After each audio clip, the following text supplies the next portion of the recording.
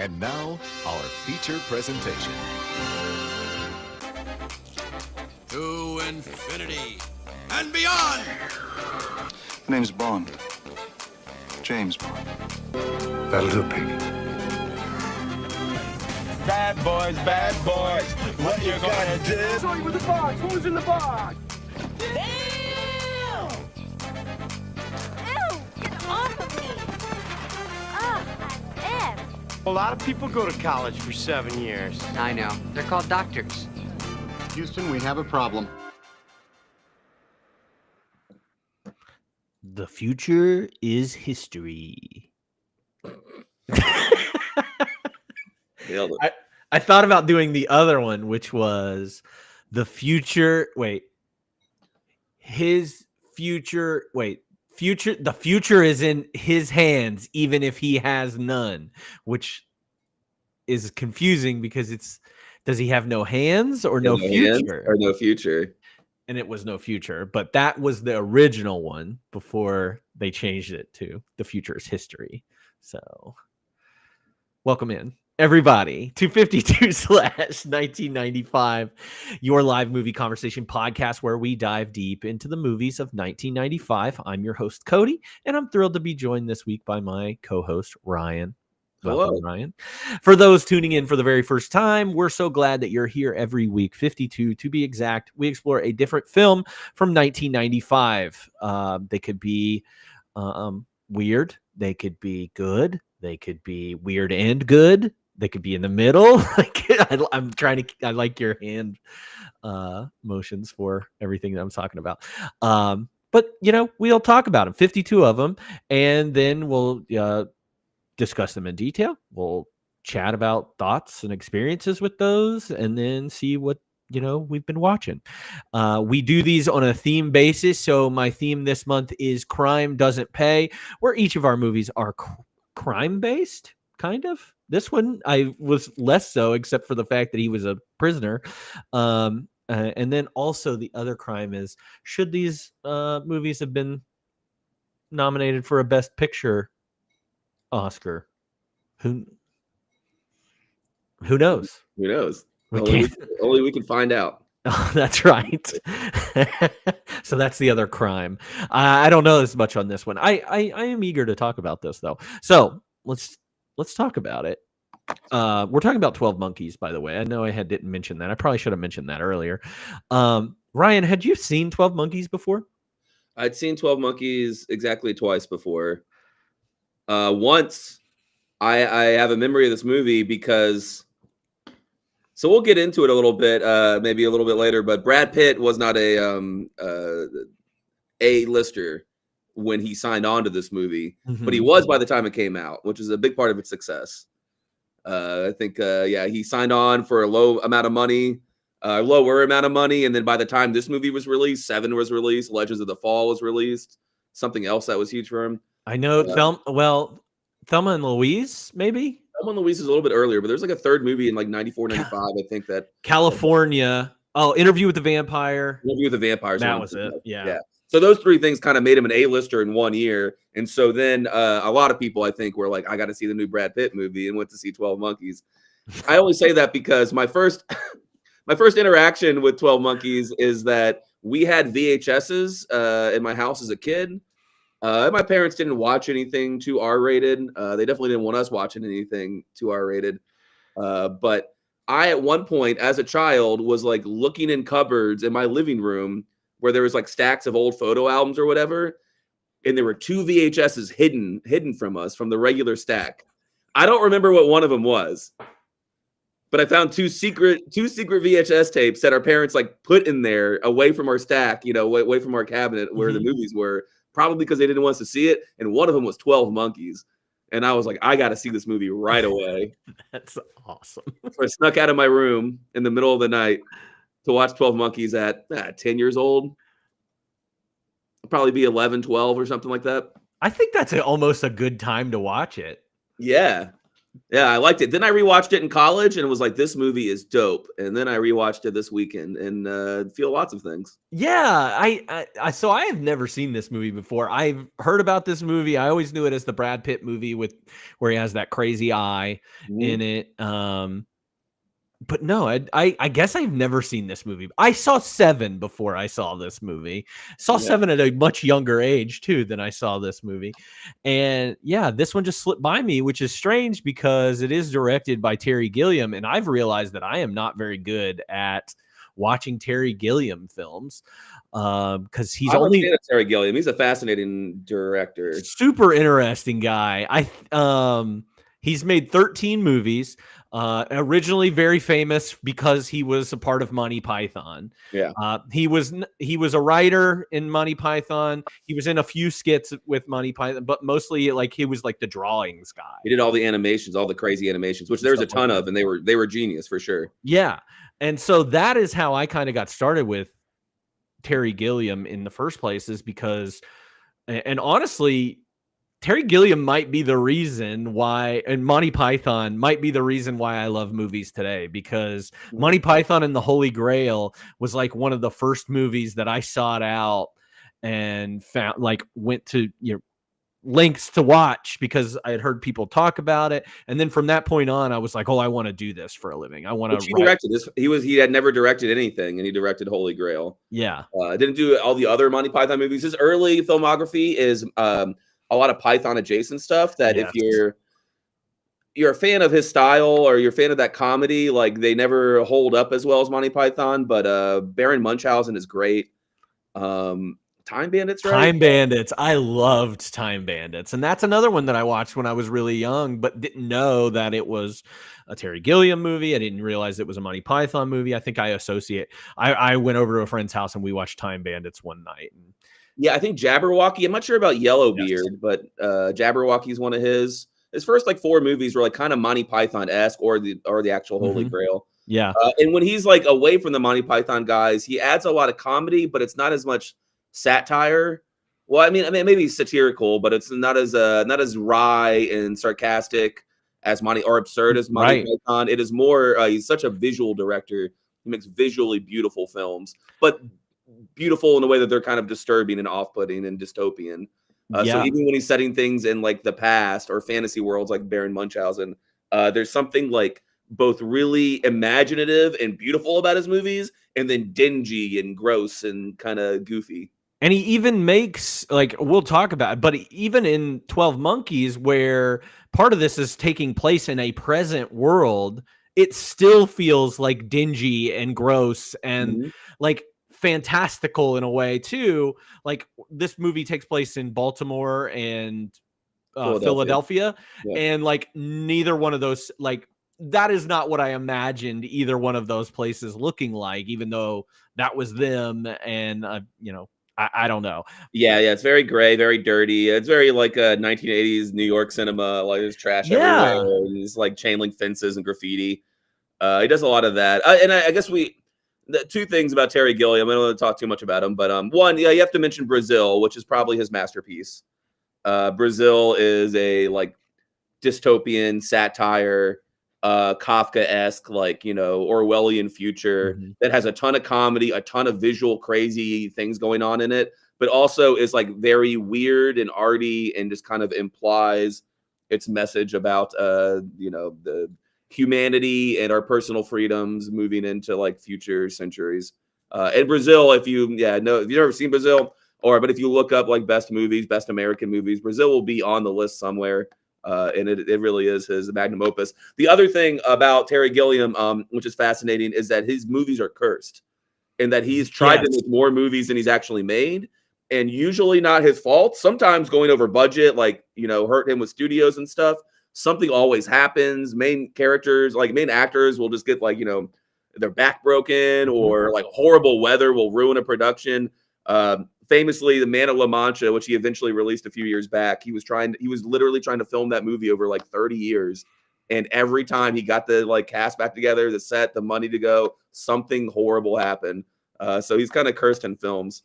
Yeah, he's only made 13 films, and the reason 12 Monkeys gets made is because of like problems he's having with the movie previous. He's trying to get A Tale of Two Cities. He's trying to make a movie, a version of The Tale of Two Cities, and it just fails. Which never happens, yeah. Never happens, never done it. You talked about the man who killed Don Quixote. They've even made a documentary about him failing on that. There are like pretty good too. It's pretty good. Like, there's a lot of documentation of like the decades-long journey to try to make this movie, this Don Quixote movie, which is like his dream to make, and there's nothing ever goes right. Yeah, and so and that's not even the only documentary about Terry Gilliam. There's another documentary about him. I think that has to do more with 12 Monkeys. And really? Yeah, so fascinating individual. Like I said, only made 13 movies and hasn't made a movie since 2018 after he did Man Who Killed Don Quixote. So I don't know if he's retired or if he's just been working on. Like The Imaginarium of Dr. Parnassus is a pretty good movie, but Heath Ledger's death and a couple other things like took away marketing. So like even when he makes a movie, like it can fail for some random reasons out of his control. It's really interesting. We're in the period where he's no longer an indie Monty Python adjacent director. But he needs big studio financing. So he's coming off of some success with The Fisher King, which is a great movie. I've never seen it. Oh, yeah. The Fisher King's a great movie. And I think it came out the year before. But that has some Terry Gilliam vibes, but it's very toned down and much more like accessible. And this has even less this has some more Terry Gilliam vibes when you're in the 2035 years. That feels like Terry Gilliam stuff for sure. And then everything in the middle of the movie feels a little different, a little more for the studios. Interesting. And he, because, and I wonder if this is like a studio thing that was, hey, you made Brazil. Brazil's one of them, like highly revered, all these things. And then he makes Adventures of Baron Munchausen and it fails, flops completely. And it's very good. You should see it. So, but his next two movies are Fisher King and 12 Monkeys. Both are not written by Terry Gilliam, which is a rarity on these films. And I wonder if that is like, hey, we want you to do The Fisher King. You can't write it. Or hey, you get stuck that way in Hollywood sometimes where like you've proven that you have a unique vision that people want and we want to capitalize on and you want to make movies. We've also proven that you can't be trusted with full creative control because like these movies don't regularly hit like they're supposed to, stay under budget because he has such a big visual like vision for all of his movies. That often goes over budget and then doesn't succeed well in the box office. So he gets a little like M. Night Shyamalan in the middle of his career. Yeah. And it's because The Fisher King is a book, right? I think so. Well, The Fisher King, I think, is a reference to like an old, like a T.S. Eliot poem or something like that. So I don't know if the story of The Fisher King is based on a book or not. It might be, but I know The Fisher King is a literary reference. Yeah. For some reason, I think I'm confusing it with World According to Garp, which I know is an actual. Yeah, that's a John Irving book. The Fisher King's about Robin Williams as a homeless, somewhat insane person, and then I forget the actor. Jeff Bridges is the other one in there. I'm getting it mixed up with the Adam Sandler film, like Rain Over Me. Similar. It's a similar plot. Yeah. Robin Williams and Jeff Bridges. So it's like it's like a shitty radio shock jock who tries to find redemption by helping a man whose life he inadvertently shattered. So I don't remember the details of that. It's a very good movie though. It's very like it'll give you tears. And Robin Williams, it's a hidden performance by him. Not as many people have seen it. Yeah, he plays a kind of like mentally, spiritually broken homeless person. And this kind of soulless person who somehow messed his life up and brought him that way finds him. Robin Williams doesn't know that he's connected to him, and he's just trying to help him out of guilt. But it's a very beautiful film. I need to check it out. Like I said, there's only 13 of these movies, so I kind of want to go through this filmography.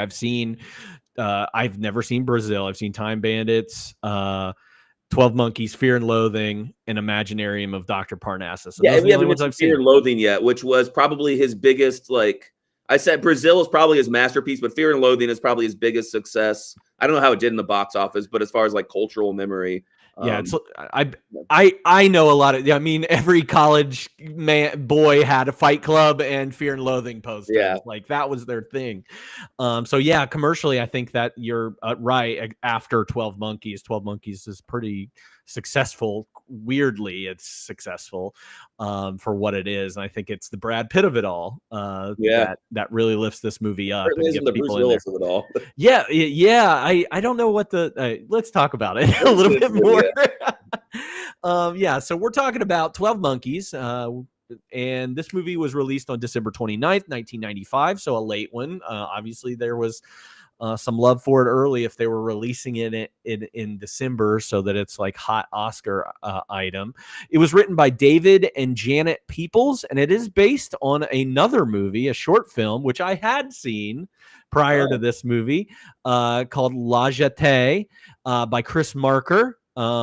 And we can talk about La Jetée. Have you seen La Jetée? I really wanted to find the time to watch it today, and I didn't have the time. It is on YouTube. It's about 26 minutes long or something like that. Yeah. So people watch the movie and want to check out the source material. It sounds really interesting, like this kind of story told in short format, but only through still images. Is that correct? there's like one section that's not still in the whole thing, but for the most part, it is just black and white photos with a narration over top of it. Yeah, that's fascinating. So I'm gonna circle back and watch it for sure. Yeah, I think it's totally worth it, and especially if you watch the 12 Monkeys with us, then you'll get the reference really easily. I mean, that's the whole basis of the airport scene that we'll talk about. This movie's cast has Bruce Willis in it as James Cole, Madeline Stowe as Dr. Catherine Rayleigh, Brad Pitt as Jeffrey Goins, Christopher Plummer in the tiniest role I think Christopher Plummer could have been in as Dr. Leland Goins, David Morse as David Peters. A lot of, I'm not naming off all the people that are on the scientists or whatever from that, but then also Christopher Maloney's in this movie. Most people know him from SVU or Wet Hot American Summer, so he's in here. There's also a bunch of other actors in this movie, but those are the main ones. Here's the synopsis for you if you didn't watch it and maybe you're interested. Traveling back in time isn't simple, as James Cole learns the hard way. Imprisoned in the 2030s, James is recruited for a mission that will send him back to the 1990s. Once there, he's supposed to gather information about a plague that's about to exterminate the vast majority of the world's population. But aside from the manic Jeffrey, he gets little in the way of cooperation, not least from medical gatekeepers like Dr. Catherine Rayleigh. This movie had a budget, which I was kind of surprised by this budget, and the more I learned and research and everything, it makes sense. But this movie was made for $29 million and box office gains of $168.8 million.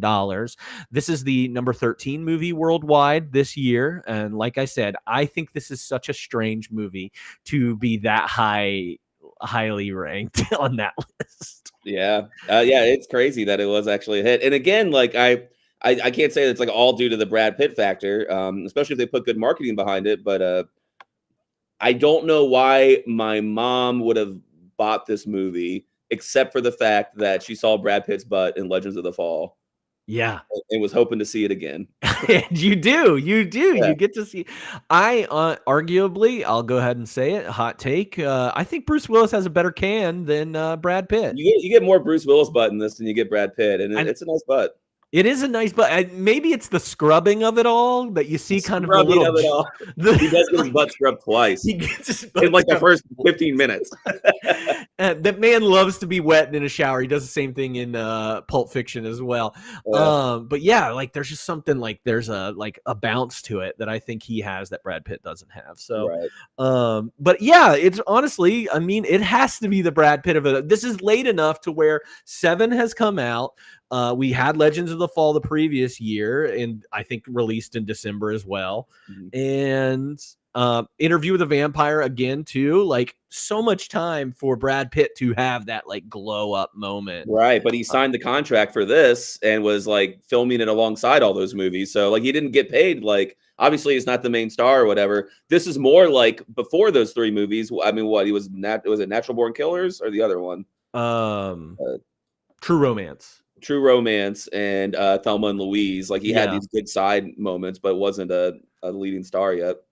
Yeah, really hadn't done. I mean, he's had a big 2 years. I should say. Yeah, so he's getting paid nothing for this movie. Here's another fun fact. I'll go ahead. Bruce Willis doesn't get paid for this movie at all because Bruce Willis just wants to work with Terry Gilliam. Yeah, I love to hate Bruce Willis, but both with like he also didn't get paid for like Nobody's Fool. I was your guest for Nobody's Fool right, last year, and he just wanted to he liked the script a lot. And most people don't have anything nice to say about Bruce Willis, but those are two things in his favor that he was like, I don't care. I want to work with Paul Newman in this like quiet movie about a lonely old man, and I want to work with Terry Gilliam because he's an interesting director. It's pretty cool.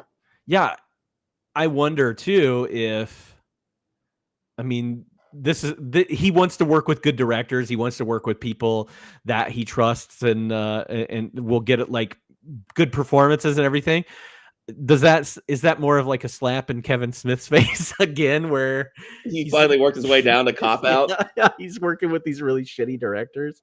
We don't even know what lenses they're talking about. Like, I know that was part of his whole thing. Well, I think Bruce Willis, like John Travolta in Pulp Fiction, was being told what to do and wasn't really in on the art of it all. Yeah. Well, Cop Out, yeah, it's something. Actors are dumb and then they're good at acting, and that's just the trope that sometimes plays out. But I don't need him to be the guy behind the camera. I just need him to be the Bruce in front of the camera. That's true. That's all we need. We just need you, Bruce. I wish he was more. I wish he was better in this movie. He's miscast in this movie, which we can get to when we talk about recasting. I don't know. I kind of like the Bruce Willis of it all. So this is one of those movies that I watched and I was like, man, I can't wait to talk to Ryan about it because I need him to either tell me it's worse than I think it is or tell me that it's better than I think it is. And so I'm really hoping that you can do one of those. Anyway, critics love this movie. Rotten Tomatoes has this at an 88%. IMDb has it at an 8 out of 10, and Letterboxd has this at a 3.9 out of 5. Roger Ebert gave it 3 stars out of 4. He said, I've seen 12 Monkeys described as a comedy. Any laughs that it inspires will be very hollow. It's more of a celebration of madness and doom with a hero who tries to prevail against the chaos of his condition and is inadequate. This vision is a cold, dark, damp one, and even the romance between Willis and Stowe feels desperate rather than joyous. All of this is done very well, and the more you know about movies, especially the technical side, the more you're likely to admire it. But a comedy, it's not. And as entertainment, it appeals more to the mind than to the senses. Yeah. Not too bad. And it's Richard Corliss says from Time Magazine, in its frantic mix of chaos, carnage, and zoo animals, 12 Monkeys is Jumanji for adults. Yeah, I wrote that down. I love that one. I almost had Jumanji playing in the background because I was like, oh. I just want to say that like a little bit like Roger Ebert being like, if you know about technical movies, you'll really like it. What that means is every angle is a Dutch angle. Like everything. Yes, everything is just. Don't you feel crazy now? Don't you feel crazier? Oh my God. I had an advertising teacher in college, and that was his big idea. He was like, oh, you've got something like you've got some print images. Don't make it straight on, just tilt it. And I was like, you've got it. I'm paying for this. Yeah, I mean, I switched my major from advertising that week. Yeah, it's not ineffective. It works. No, it's good in this movie, but it's also like, all right. I mean, it doesn't take a genius. I don't have to go to film school. Yeah, thanks, Orson Welles. Just make everything gray and tilt the camera, and you're probably good. We're all artistes. This movie does have a little bit of a legacy. It was nominated for 2 Academy Award nominations, one for Best Supporting Actor for Brad Pitt, and one for Best Costume Design. They both lost. And then there was also a TV series, I think on Sci-Fi, that was released from 2014, and it ended in 2018 around the same storyline. So, but only one of our stars makes an appearance in that show, makes a cameo in that show, and that's Madeline Stowe for Dr. Catherine Rayleigh. I think we did Shortcuts together too, didn't we? We did do Shortcuts. This was my first little side note, little 52/ deep trivia, meta trivia. I picked up one of my notebooks to make notes for this movie, and it was completely full, and it was all 52/ notes. One of my comp books, and the first page was Shortcuts. The first one. Oh, Yeah. I love that. So I thought about throwing it away, but I just threw it in the closet instead. Good. I was Yeah. about to say I'll take it. Madeline, you also did another Madeline Stowe movie with me. We did Really? Because I didn't know who she was when I saw this movie. I had to look her you up. like I remember us liking her a lot in Shortcuts. Yeah, but Shortcuts is I mean, it's a dizzying thing to remember Yeah. all of, you know. She was also in Bad Girls. Oh, we did Bad Girls. We did yeah. Bad Girls for one of the extra credit episodes. Wait, was that the Cowgirl movie? Yeah. Yeah. The one with it's not too great. But yeah, Madeline Stowe's in there too. And I was like, man, Ryan and I, we just do these Madeline Stowe movies. Yeah. Next Love time I'll recognize her. Don't worry, she won't be in anything in else any we other- watch forever. Yeah. Which is one of the things that I hate.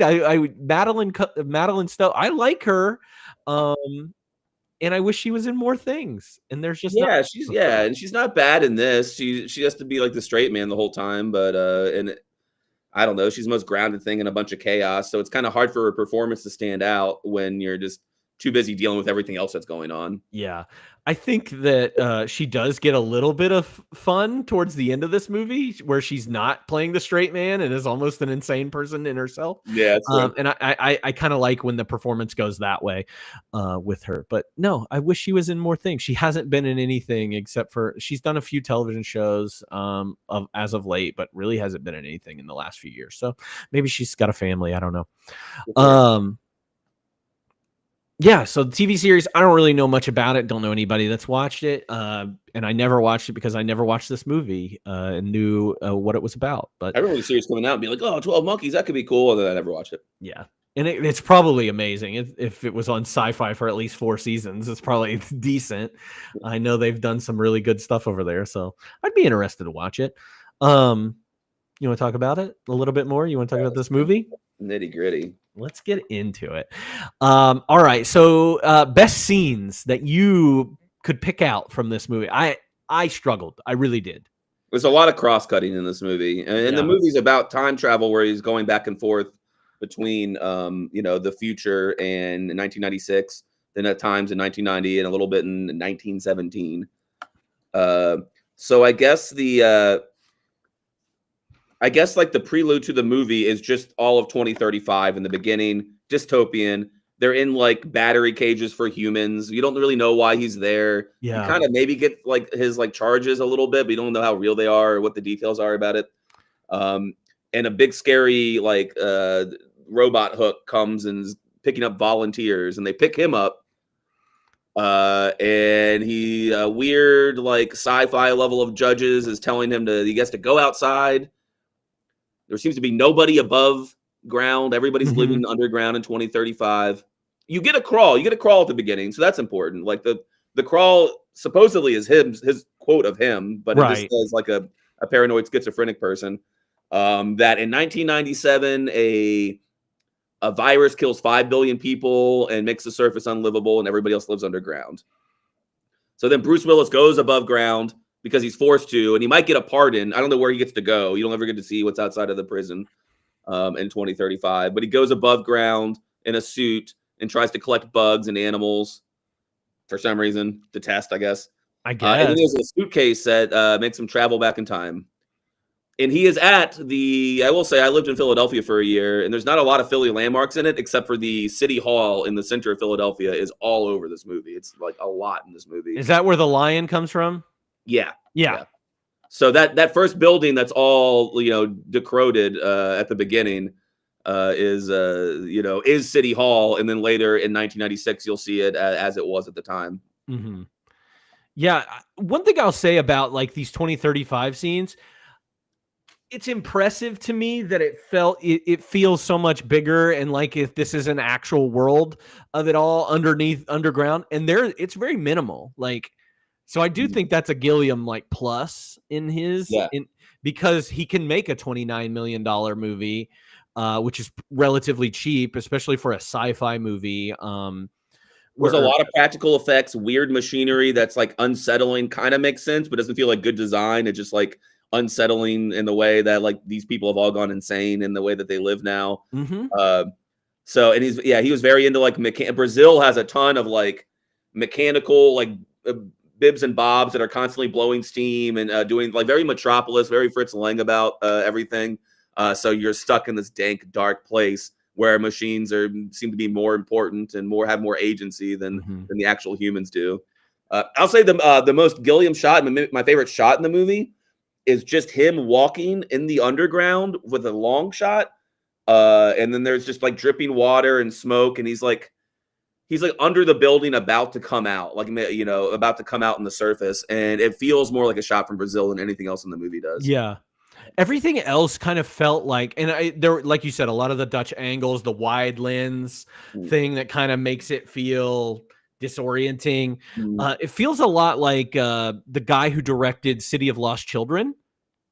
Oh yeah, yeah. When we watched that, Junet, I think is the guy's name. He did Amelie and other weird films like that. But that's what it feels like to me. It feels very that guy, French. Yeah, totally. That's very similar. Because that French style has a lot of that director's style has a lot of Gilliam-esque things to it for sure. The grotesque. But the confusion around the grotesqueness, like, is everything grotesque? Is that normal here? Am I supposed to think it's grotesque? I'm a little creeped out, but I'm very intrigued. Gilliam does that well. Another thing that I'll say, and you kind of hit on it a little bit, is like we see Bruce Willis, we see him in jail, and the volunteering and all that stuff, but we really don't know why. We don't get a lot of answers to why things are happening the way they are. And I'm okay with it. Like, we don't get an explanation of how their time travel works, really. We get little tidbits here and there, but you don't really get, you know, this whole explanation about it. And I kind of think it's okay in this movie. Yeah, because the theme of the movie is disorientation. The theme of the movie is confusion and not being sure what's real and what's not, and what's right and what's wrong, or where you are in time and space, and whether you have any power to do anything about it. Yeah. Those are the themes of the movie. And so you get that as an audience member going, I'm not sure what's going on. I'm very interested. I do think the first 2/3 of this movie do a really good job at confusing you and then being like, see, it makes sense now. See, it made sense. Like, you know, and teaching you. And then like the last half hour of this movie, nothing makes any sense. And then now you never get any like. Yeah, I will say it plays in that, like, Gilliam does a great job of confusing me, because I do think that's one of the things where I was like, I still don't know. Like, was this real? Was this not real? Like, when Bruce Willis is kind of having his little epiphanies, you know, playing in the puddle or whatever he is, where he's like, oh yeah, this isn't all real. I was like, yeah, I think you're right, man. Like, I'm starting to believe that you're that this is all crazy. And though I don't necessarily think I take most movies as straight unless they give me like a really good reason to think that maybe like what I'm being shown isn't real. But one point of this movie was to make the audience question whether Bruce Willis is a crazy person or whether what you're seeing on screen is actual reality. So you don't really know what's going on. In fact, I watched the movie twice. In the first one, it's one of those things where, as an impatient audience member, I do this with books too. I get a little cranky immediately, and I go, "Is this going to pay off?" Because I'm trying to keep up with what you're saying and doing. I'm paying a lot of attention because I feel like it might pay off. But if it doesn't pay off, I'm going to be mad that you confused me a lot and then didn't, you know, follow through. I do think this movie is worth like paying attention to, and then like things fall into place. And then when I rewatched the first act on the second rewatch, I was like, I know exactly what's going on. I know exactly where they are in their story. I know exactly, you know, what's about to happen and what they're doing and why they're doing it. First watch, I was like, I don't know, man. This is really Yeah, this was a movie I started really, I was really tired and definitely fell asleep within the first 20 minutes of it, and then woke up. I'm 30 minutes in, or woke up, I guess the first 30 minutes of it. Woke up 30 minutes in, and I was like, oh, I have to rewatch this because I can't just be like, nah, I'll go move forward with it. And I'm glad there were big chunks due to like ADHD and being tired in the first watch that I was like, I always try to watch these twice, but I was like, all right, well, I really need to lock in on certain parts more than others next time.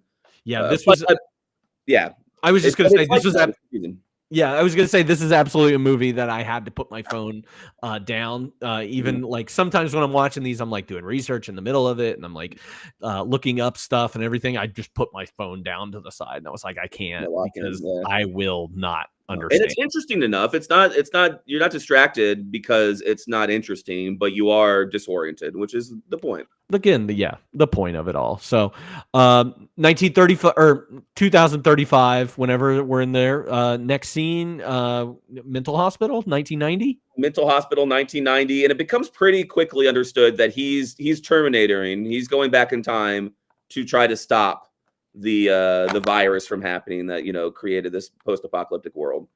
And he's supposed to be sent back to 1996, but he gets sent back to 1990 and somehow already in a mental hospital, or I'm not sure actually.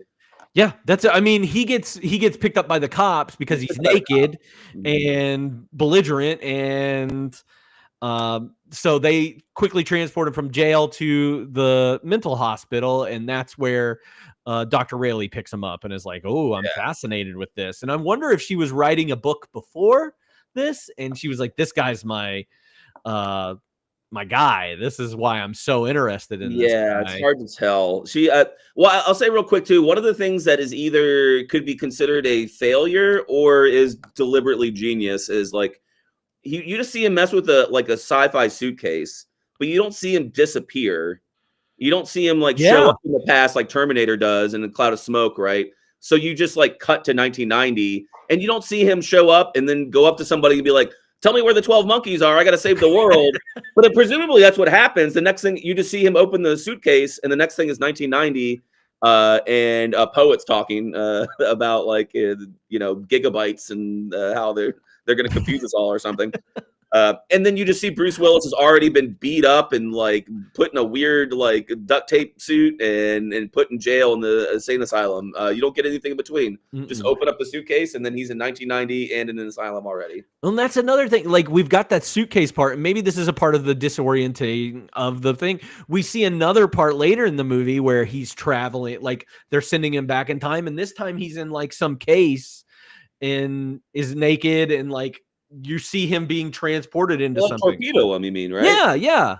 They torpedo him later, and then most of the time when he gets brought back to 2035 or goes to the 1990s, you don't see the transition. You just all of a sudden you're there, so you don't see in fact, there's questions about why he gets brought back to 2035. At least one out of the 3 times, I'm like, I don't know why you brought him back. He was in the middle of doing what you wanted. Yeah, it gets kind of confusing. So yeah, I either it's intentional or it was bad, or I don't know. Yeah. I don't know what to think with that.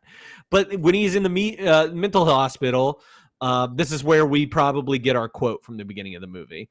It's talking about the apocalypse and all this stuff, and this is where we meet Jeffrey Goins, the Brad Pitt character, and we get Dr. Rayleigh's fascination with Cole and everything in this. I don't really like the doctor stuff as much in this section. There's side things with her that I was just yeah, that's fine. Yeah, unnecessary, but all the Jeffrey stuff is great. You think this is he used a lot of this for Fight Club? Oh, Fight Club. For Tyler Durden a little bit? I think he used a lot of the acting research for Snatch. Oh yeah. I forget about Snatch. But this does have Fight Club vibes for sure, of questioning reality and is modernity a good thing? Anti-capitalist stuff, definitely. He Bruce Willis spends he spends 2/3 of this movie just drooling and mumbling. I was gonna say drooling. Yeah. He's just well, I gotta save the world, blah, blah, blah, for most of the movie. And so the whole time he's in 1990, he's trying to get his job done, but he seems drugged. He actually is drugged up the whole time. And then you've got manic Brad Pitt as Goins, just kind of destroying the scene. He's just really great. He's insane. He's got a lot of physicality, and his ramblings, which seem useless, end up revealing a lot of the themes of the movie and seeding things in the plot, even though it seems just entertaining crazy man rambling. And during this, during this, we get some plot points from very important plot points about, and when it comes to time travel and what started what and everything, but essentially Bruce Willis is the one that starts the idea for or he thinks he does anyway. He thinks he gives the Right. information It's to- that like kind of like the Delian prophecy kind of thing. Mhm. Like you try to avoid it and you end up causing the whole thing by So- saying like, oh my God, the virus, the 12 monkeys. And for a big part of this movie, you think that he's given Brad Pitt the idea for the virus and the 12 Right. monkeys. So then he's just, reinforced the inevitability of what was going to happen. Two real quick things. They're not worth putting in quotes, but like, I like the thing where Brad Pitt goes on a crazy rant. And he's like, you can ask what to be to see what you want on TV, but you have to ask before it airs. There's this other guy always asks after it airs, and it's you can't do that because you can't go back in time. You can't do all this stuff. And so there's something about inevitability there and like foresight and what you're able to change and look forward to and affect your future. And then the bigger one is he gives the germ speech because the virus ends up being, a germ warfare. But he gives the whole speech about an old doctor who was trying to convince everybody that there's little tiny bugs that make you sick and you got to wash your hands. And that guy seemed crazy. And but he wasn't crazy until I met this other guy who dropped my hamburger and didn't wipe it off when he gave it to me. And he was like, I don't believe in germs. And they're saying that guy's crazy. So who's crazy? Like, everybody's crazy till they're not. It's like a big theme, especially early in the movie. I do love when he's having that speech with Bruce Willis and Bruce Willis is just looking at a spider and then he eats that spider and then immediately says, I'm not crazy. That is great. I love it so much. And all this sets us up in the mental hospital for Cole to Jeffrey helps him escape essentially, or tries to help him escape and get out of there. He gives him a key, but he is captured. But this is when we see Cole disappear again. Or for the first time. He's brought back to 2035. Like, what are you doing? You're not saving the world. And he's like, you sent me 6 years too early. And then they say, don't worry, we got you this time. Also, there's the big question. Every time he goes back to 2035 after the first time, there's a voice that talks to him. Oh, Bob, the guy that keeps calling him Bob? Yeah. And it's funny, actually, when I looked up quotes on IMDb, some of these characters have names that aren't in like the Wikipedia, or the credits maybe. Mm-hmm. So they gave that voice's name, the name Louis. I don't know if he ever says that though. No, I don't think we ever get it. It's kind of fascinating. IMDb was just like, yeah, the guy's Louis. Well, and like the lady at the end of the movie is credited as Jones. Oh, and not the whatever scientist she is. Yeah. Weird. I don't know. Yeah, I don't understand every part of this movie. So I don't know if you ever get good answers because the voice should be important, but he's just like trolling him mostly. He's like, maybe I'm in the cell next to you, or maybe I'm in your head. Mm-hmm. But anyways, they say, don't worry, we're going to send you back and we'll get it right this time. You're going to go to 1996. And they send him to World War I in 1917. Which, shot. Yeah, which has like one plot point. He also comes across his 2035 cellmate, Jose, there. I don't know anything about why Jose is involved in this movie. Don't get it. I think they're just I think they're sending everybody to try sense, but I don't know that it's. But again, it doesn't make any sense. Yeah, it doesn't all add up by the end. But he gets shot in the leg, and that has an important plot point. And then somehow he gets to 1996. I don't know how. Yeah, they don't explain that at all. It's like he was time jumping almost. That's he was stuck in 1917 for a second, and then he finally got to where he was going. Right, and in that second, somebody took a picture of naked Bruce Willis in the trenches. Right, which is whatever. So yeah, we finally get to 1996, and I said 1996 Part 1 was the next part of this because this is where I think the first thing that we see is the Madeline Stowe character. Giving a lecture on the classic 90s trope of a professor giving a lecture at the beginning or the middle of a movie that somehow talks about ancient times and mystic things, Indiana Jones style, that actually like tells you the moral of the story in the middle or the beginning, like tells you what the story's about and what the themes are. Because she talks about Cassandra, Greek character who was cursed with like knowing the future, but no one would believe her. She talks about a couple other things. Well, it's very like army Revelations. She's talking about the end of Revelations, which comes through like the 7 vials or whatever comes through and supposedly is in there later in the movie. I don't know if you saw that on your second watch, like the 7 vials that the doctor has of the virus at the end of the movie. I didn't connect any of that. No. Yeah, no, I didn't see it when I watched. there was also like the very Army of Darkness of it all, of where she puts up a story from like the 1300s of this man who said that there would be a virus that kills the world 600 years from now.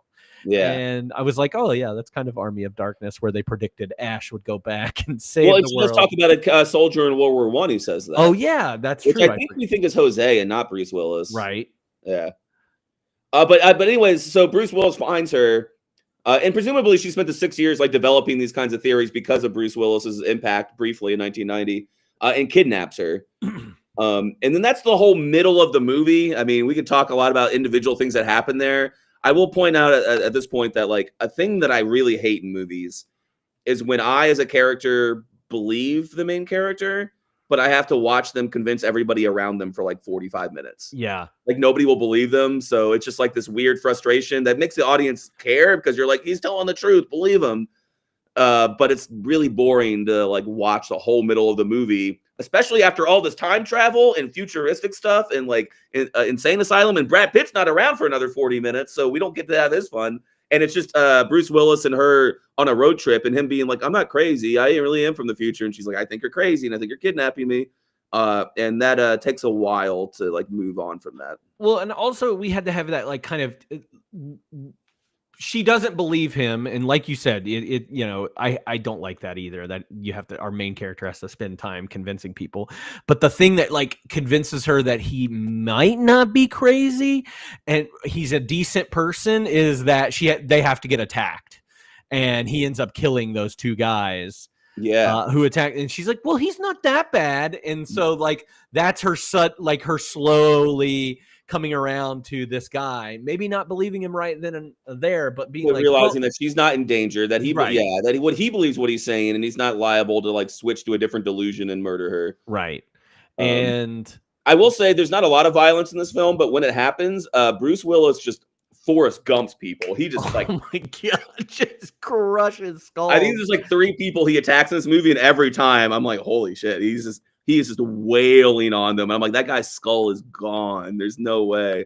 And that's kind of why I like the Bruce Willis of it all, or like I'm curious about like casting, because it does feel very blunt object. Like we're putting this guy like almost like a Jarhead kind of thing, like this guy with an empty mind that can like remember stuff, but he's also just kind of a blunt object. But even if they like, I would like a more gaunt, like kind of scary like person rather than like a handsome buff Bruce Willis in this role, because I think even in those violent moments, I think that like the desperation of somebody who might be outmatched physically, but like just out of necessity and instinct, like picks up a random like brick and hits the guy over the head, is like, holy shit, we almost die. Like somebody who's outclassed in his environment, rather than when the 2 times that comes up, somebody who's just really ready to be a murdering machine. Yeah, I was gonna say like a John Malkovich, but then I was gonna be like John Malkovich of Mice and Men, where he just beats or chokes bunnies to death.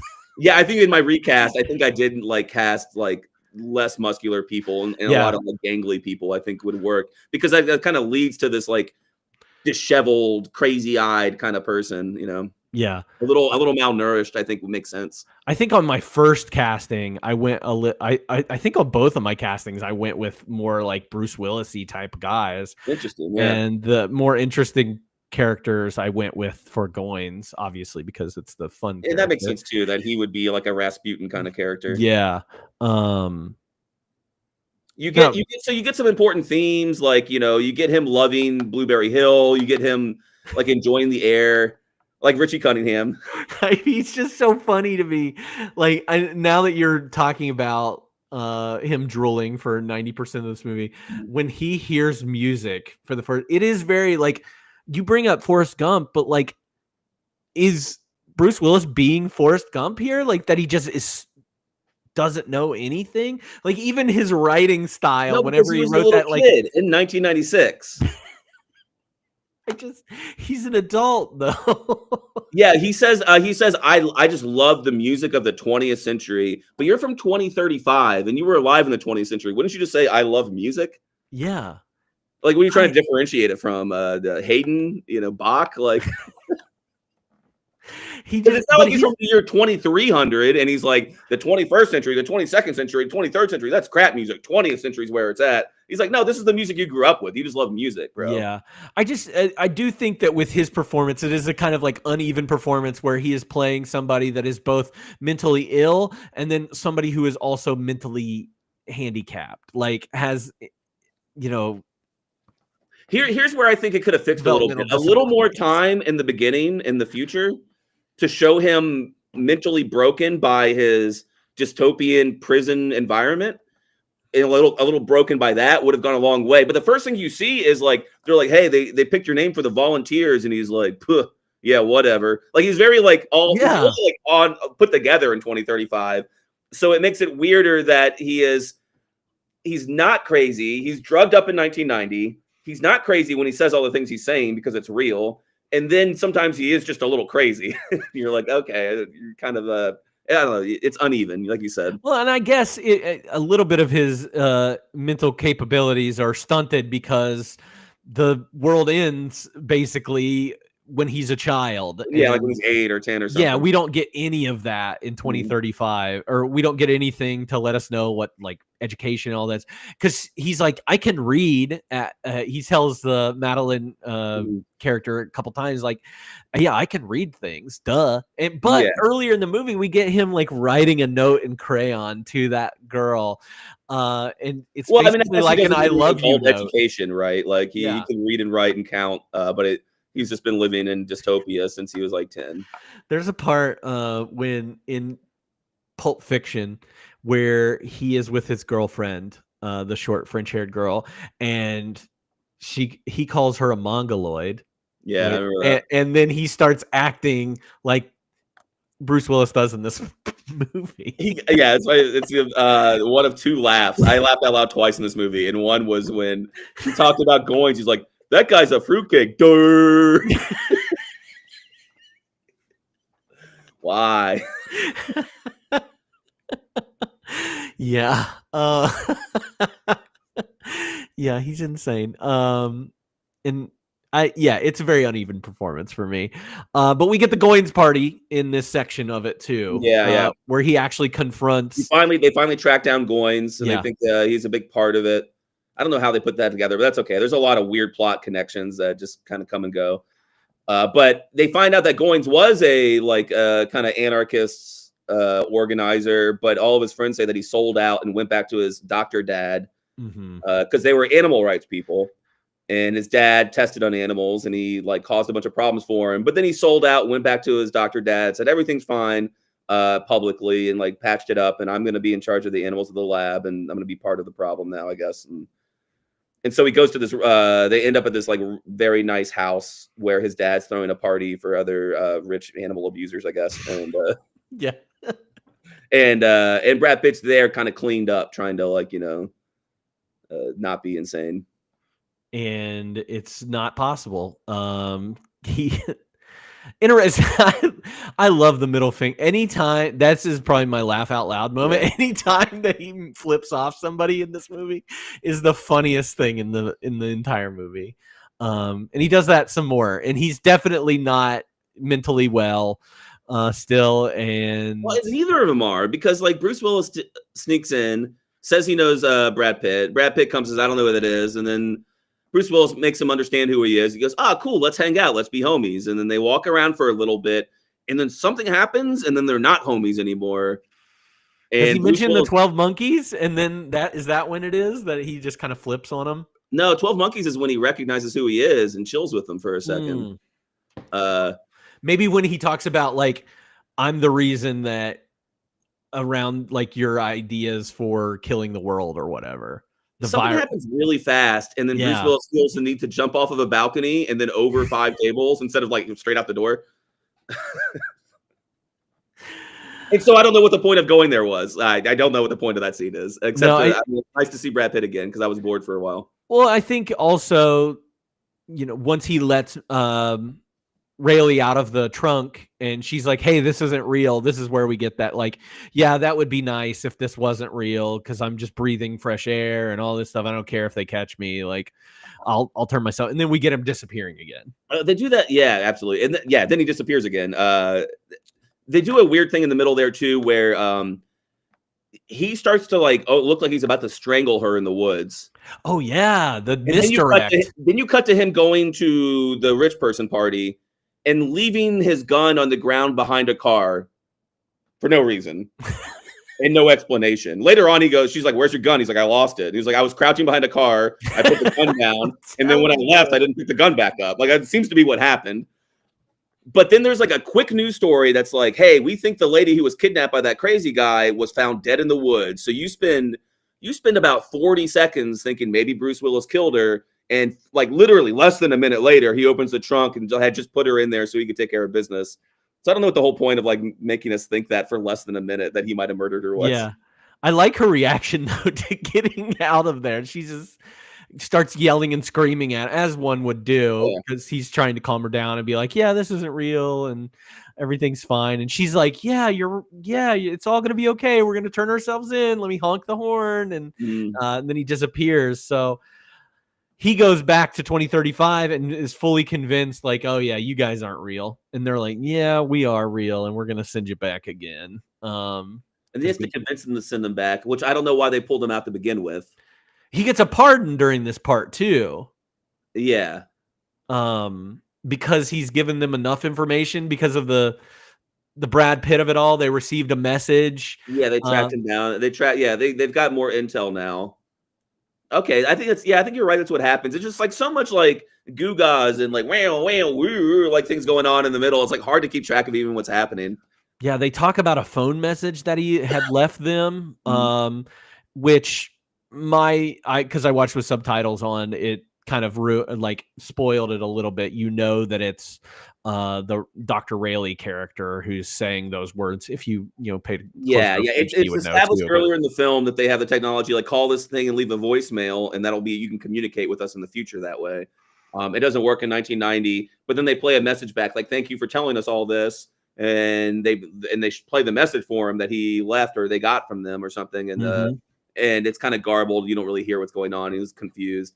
Now, I think what's supposed to happen when he's back in the future is I don't think it's very convincing. I think that he says you're not real, and then I think in his mind he says, yeah, what if you sent me back to where life was good and then I just like ran away from you? Because he starts to convince him that he's really good, like he's a really good choice to send back to finish the mission. Yeah. Like he's all in on the mission. And then he comes back to 1996 and is immediately convinced that he's crazy and none of that shit's real.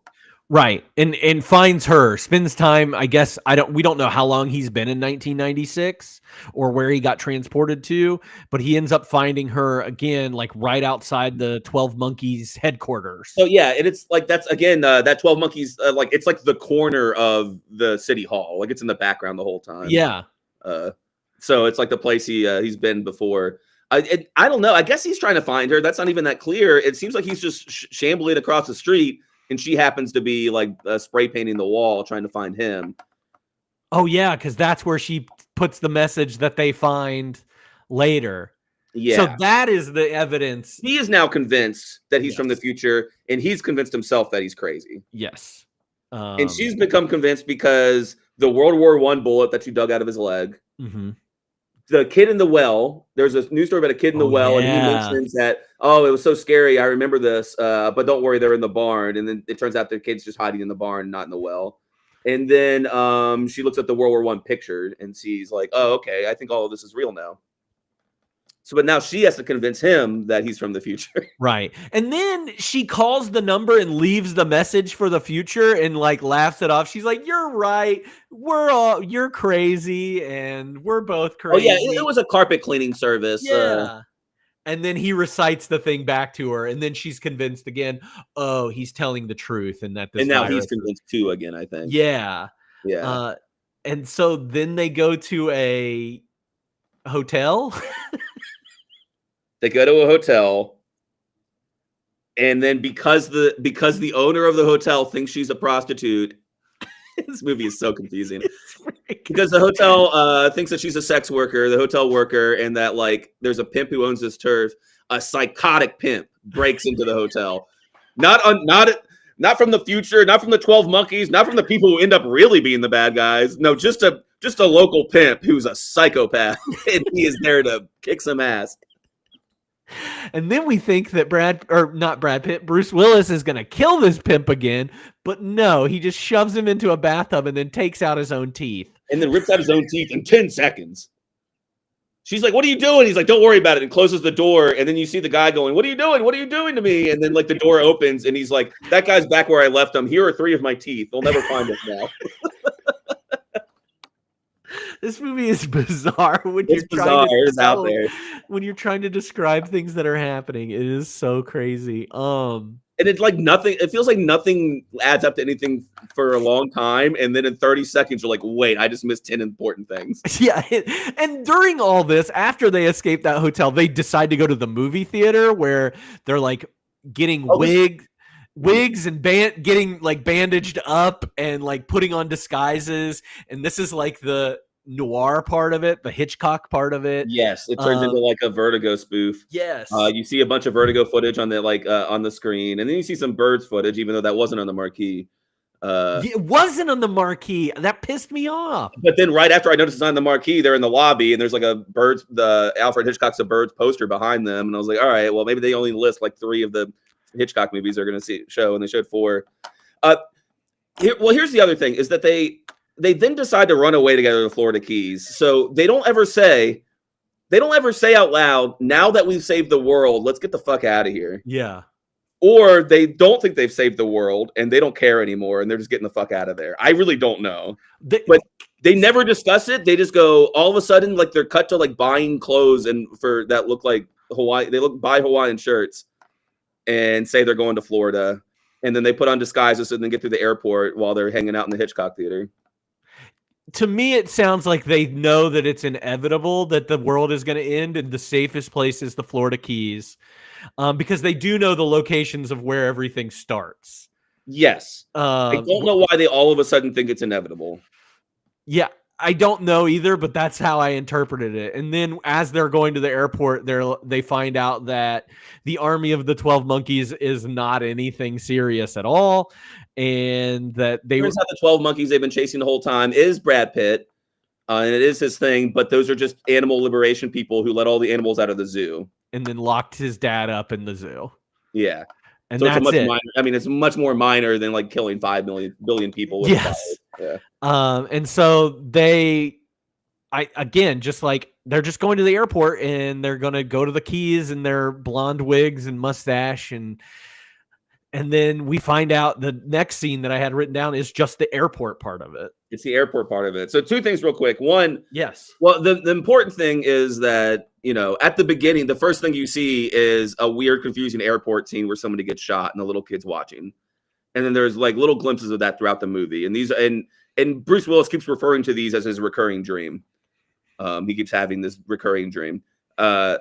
A smaller thing is at some point she looks at him, and this is kind of what you were talking about earlier, where she goes insane because she goes, you know what? Now that you've got like this fake mustache on you and this shirt, I know that I've always known you. I've always known who you are.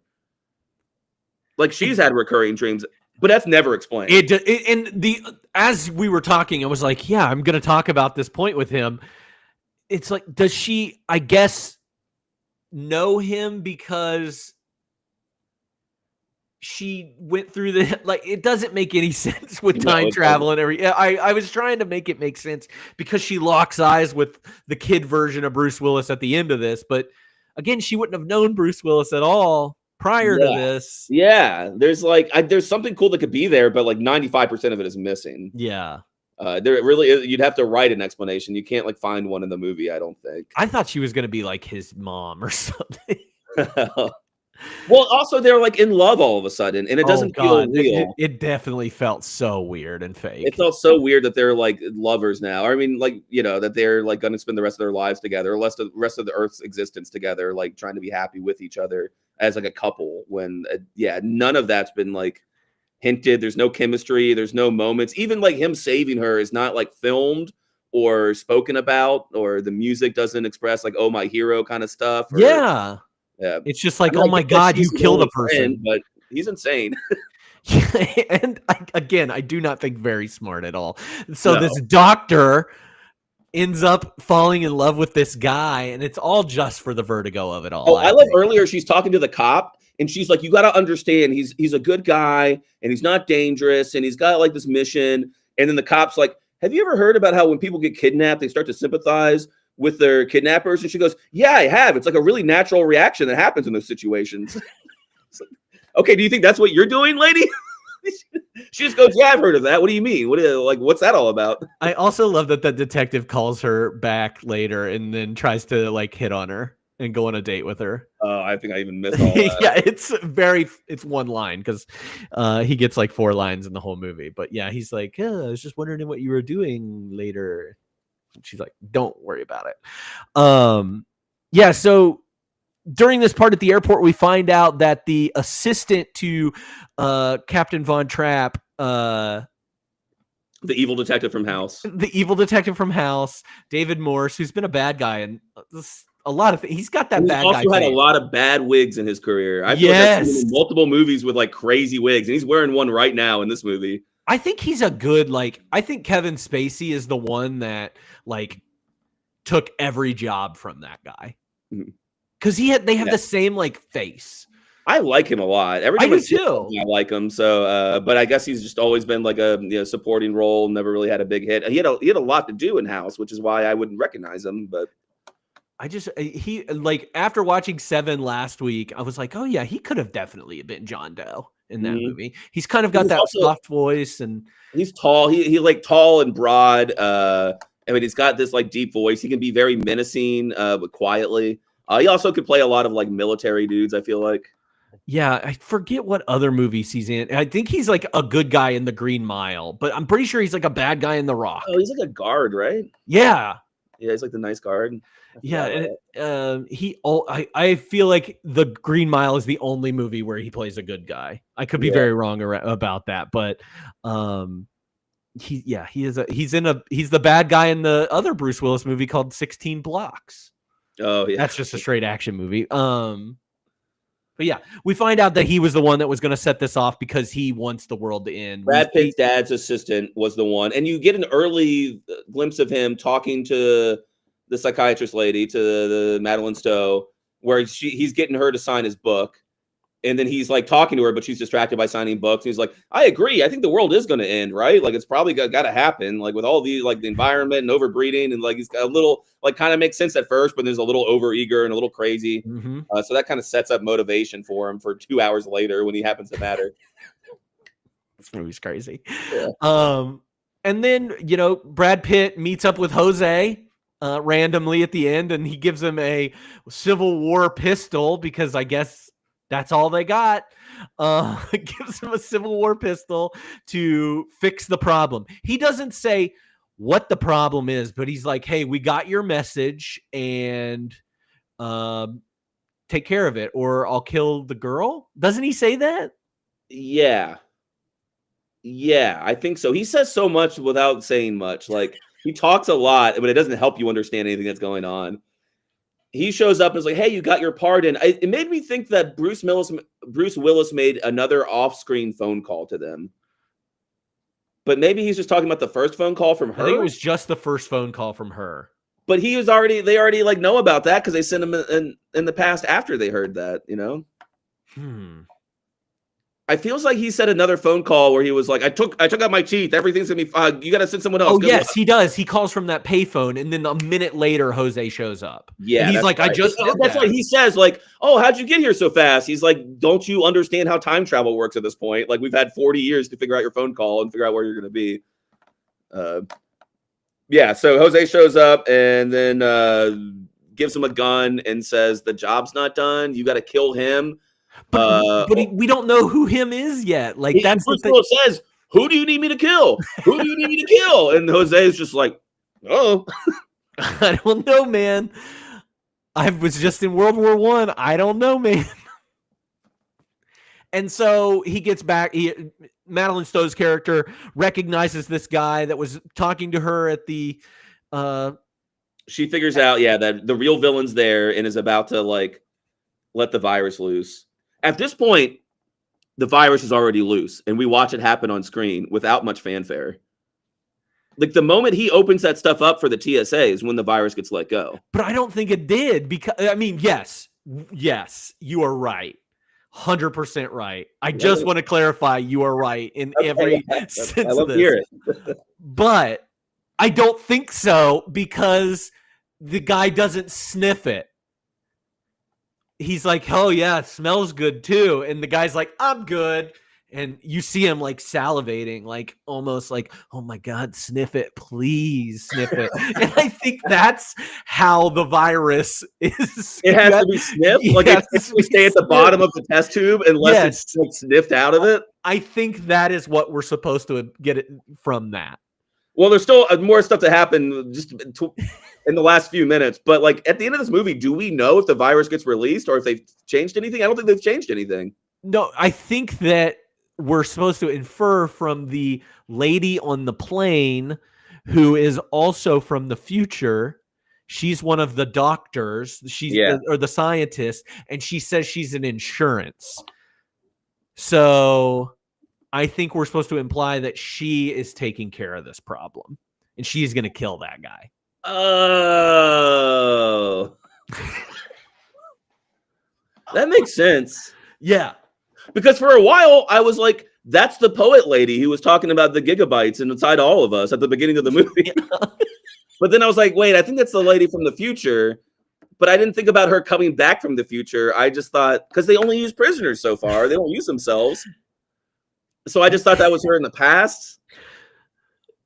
Yeah. Yeah, no. I think when she says I'm an insurance, I think we're supposed to imply that she's taking care of it now.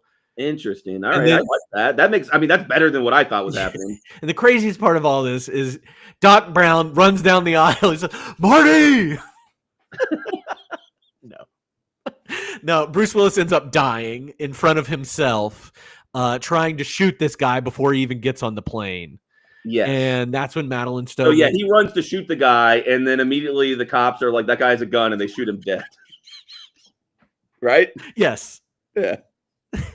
And then fake mustached Bruce Willis dies in front of little boy Bruce Willis, and Madeline Stowe makes eye contact with him. Yes. And then the last shot of the whole movie is the same as the first shot, which is close up the little kid's eyes. Yes. Whew. 12 monkeys. And that's where it goes black. So who's your favorite character? I mean, it's just Brad Pitt. Yeah, I mean, Goins. Yeah. Goins is the really best fun part. to watch this movie. It's unique too, because again, Brad Pitt isn't Brad Pitt when he's filming this. He's getting like ready to be that Brad Pitt. It's funny. I wonder if he would have been brave enough to take the role after like Legend of the Fall, right? And I wonder if it had an effect on his career where he was like, oh, I'm a AAA star. I don't have to do crazy little side character stuff anymore. But then he got really good reviews for his crazy side character stuff. And he was like, you know what? I can be in a Snatch, and like as Brad and still be Brad Pitt, I think he's really good. And I wonder if Johnny Depp used a little bit of Goins energy when he was doing Fear and Loathing. Yeah. Just that eye does a lot of acting. Yeah, honestly, I think he has contacts in both his eyes, right? Because he has blue eyes. Oh yeah, I think he is. I didn't occur till the second time. Obviously, like there's a like lazy eye contact in one. I was like, oh, but his other eye is also brown. So they just decided that he needed which adds a little bit to the uncanniness of his appearance. It was like a dyed, I don't know how the contact worked, but it made him look like, the eye's doing a lot, but he's doing a lot of good stuff, mostly in the mental health scene, like the first time you meet him, he's doing a lot of cool stuff. A lot of stuff, good stuff. I do think it's unique. I think he gets funnier whenever he has his ponytail and is doing has his dad in the back of the truck and everything. Or that seems pretty funny. I think he gets a lot of funnier. Any memorable lines that stood out to you? Memorable lines. Yeah. I don't know. Actually, there's a lot of slop that I wrote down because it seemed like it was trying to explain the movie to me. There are a couple lines about Dr. Rayleigh being a woman psychiatrist that I can't remember what it was, but Goins' dad says something about, "Oh, I just got a call from a woman psychiatrist." I didn't pick up on that, but yeah, that's kind of weird. He just kind of laughs it off, like, "Ha, women." A woman psychiatrist who, by the way, knows how to like field dress a gun wound. Oh yeah, that's true. She does the classic thing. She's like, "I'm a doctor. I need supplies." And I was like, "Nah, you're a psychiatrist. I don't know if I want you digging around in like a bullet in my leg." Don't tell our psychiatrist friend that. No. He could probably do it. I would trust him just because he's him. Yeah. What else? If you ask me, that monkey's gonna eat that goddamn sandwich is a good line.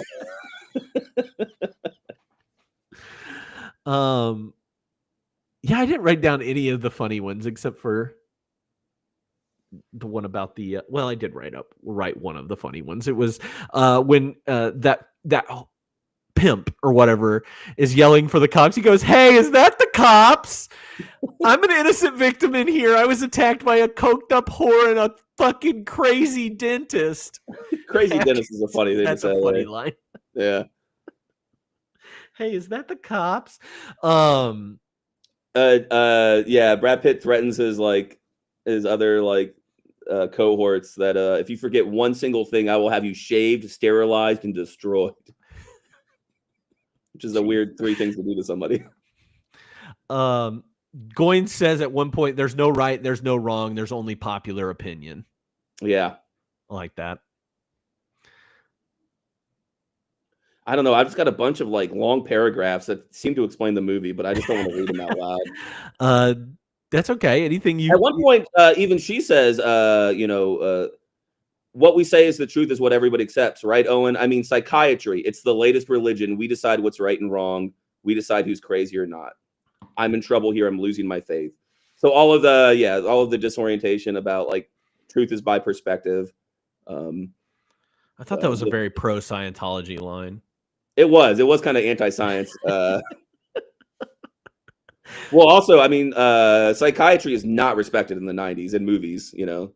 Oh, that is true. I feel like we did another movie where there were psychiatrists and people were bashing on them. Yeah, like Woody Allen's the only person who like put psychiatry in any kind of aspect in his films until the 2000s. Yeah, 2000s is really where we start believing. When we watched James Gandolfini and Jack Nicholson go to a therapist and enjoy it, then we were like, okay, all right, I guess it's okay. I think you nailed it. I think it definitely is. That was the turning point. Yeah, I think that's it. And now every movie's like, we don't know how to write plots anymore. You should go to therapy. You should go to therapy about every problem. I'm like, well, that's what you say in real life, but I do a movie here. Like, make something happen. We don't need that trope anymore.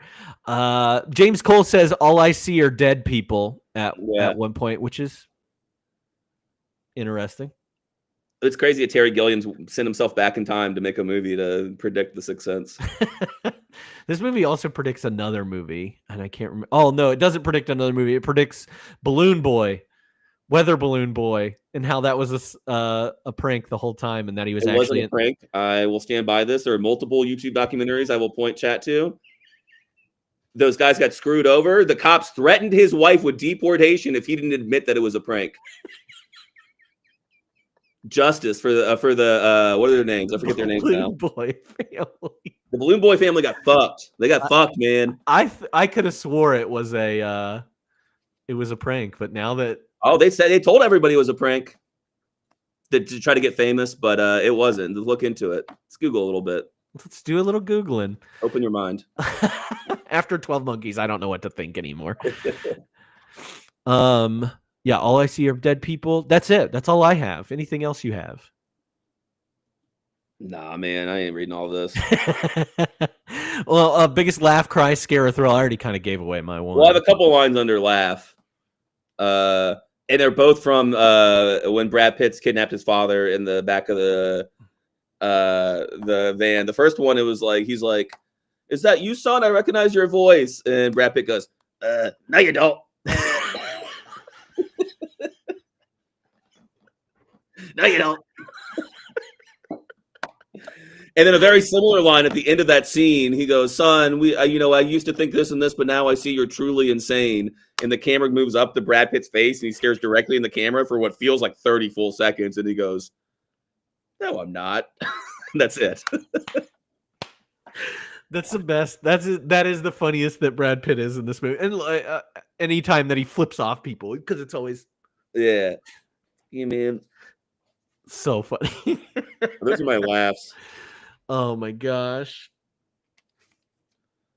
My cry is that when they showed that actual footage, when they showed the actual footage of the animal testing, it's pretty fucked up. Just injecting animals' eyes, and it was horrible. Does this movie have something to say about animal cruelty? Yeah, it's right about that. Yeah. Okay. Yeah. No, I mean it does. I guess it does because it makes the argument, but then it also puts the argument in the mouth of like the most insane people possible. So yeah, I don't know. I don't know if it's trying to say anything, but they were right. We shouldn't have animals in zoos, and we shouldn't test on them. I do like that they just released all the animals from the zoo, and then you just see random giraffes and bears in New York or Philadelphia. That's cool.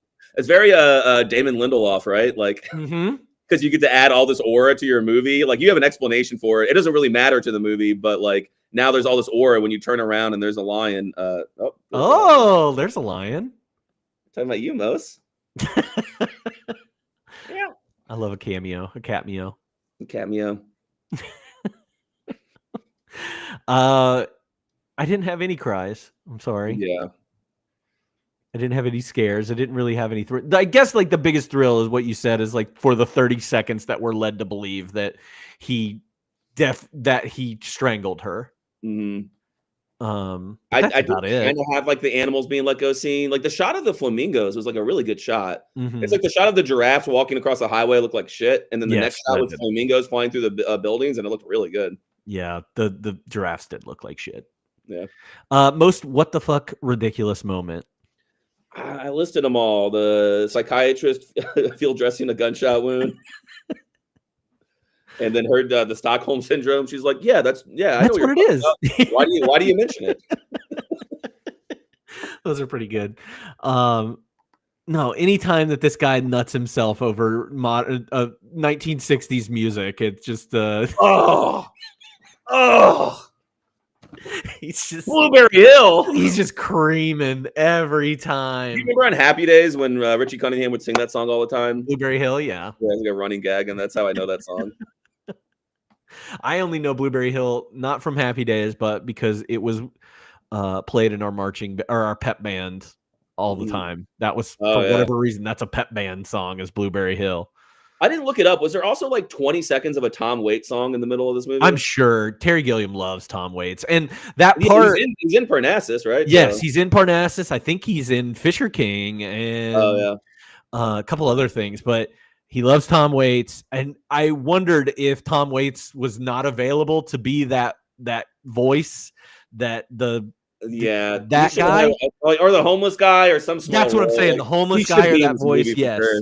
I was like, that's definitely Tom Waits' part that this weird guy's in. Speaking of music, best music moment, or we want to talk about the score?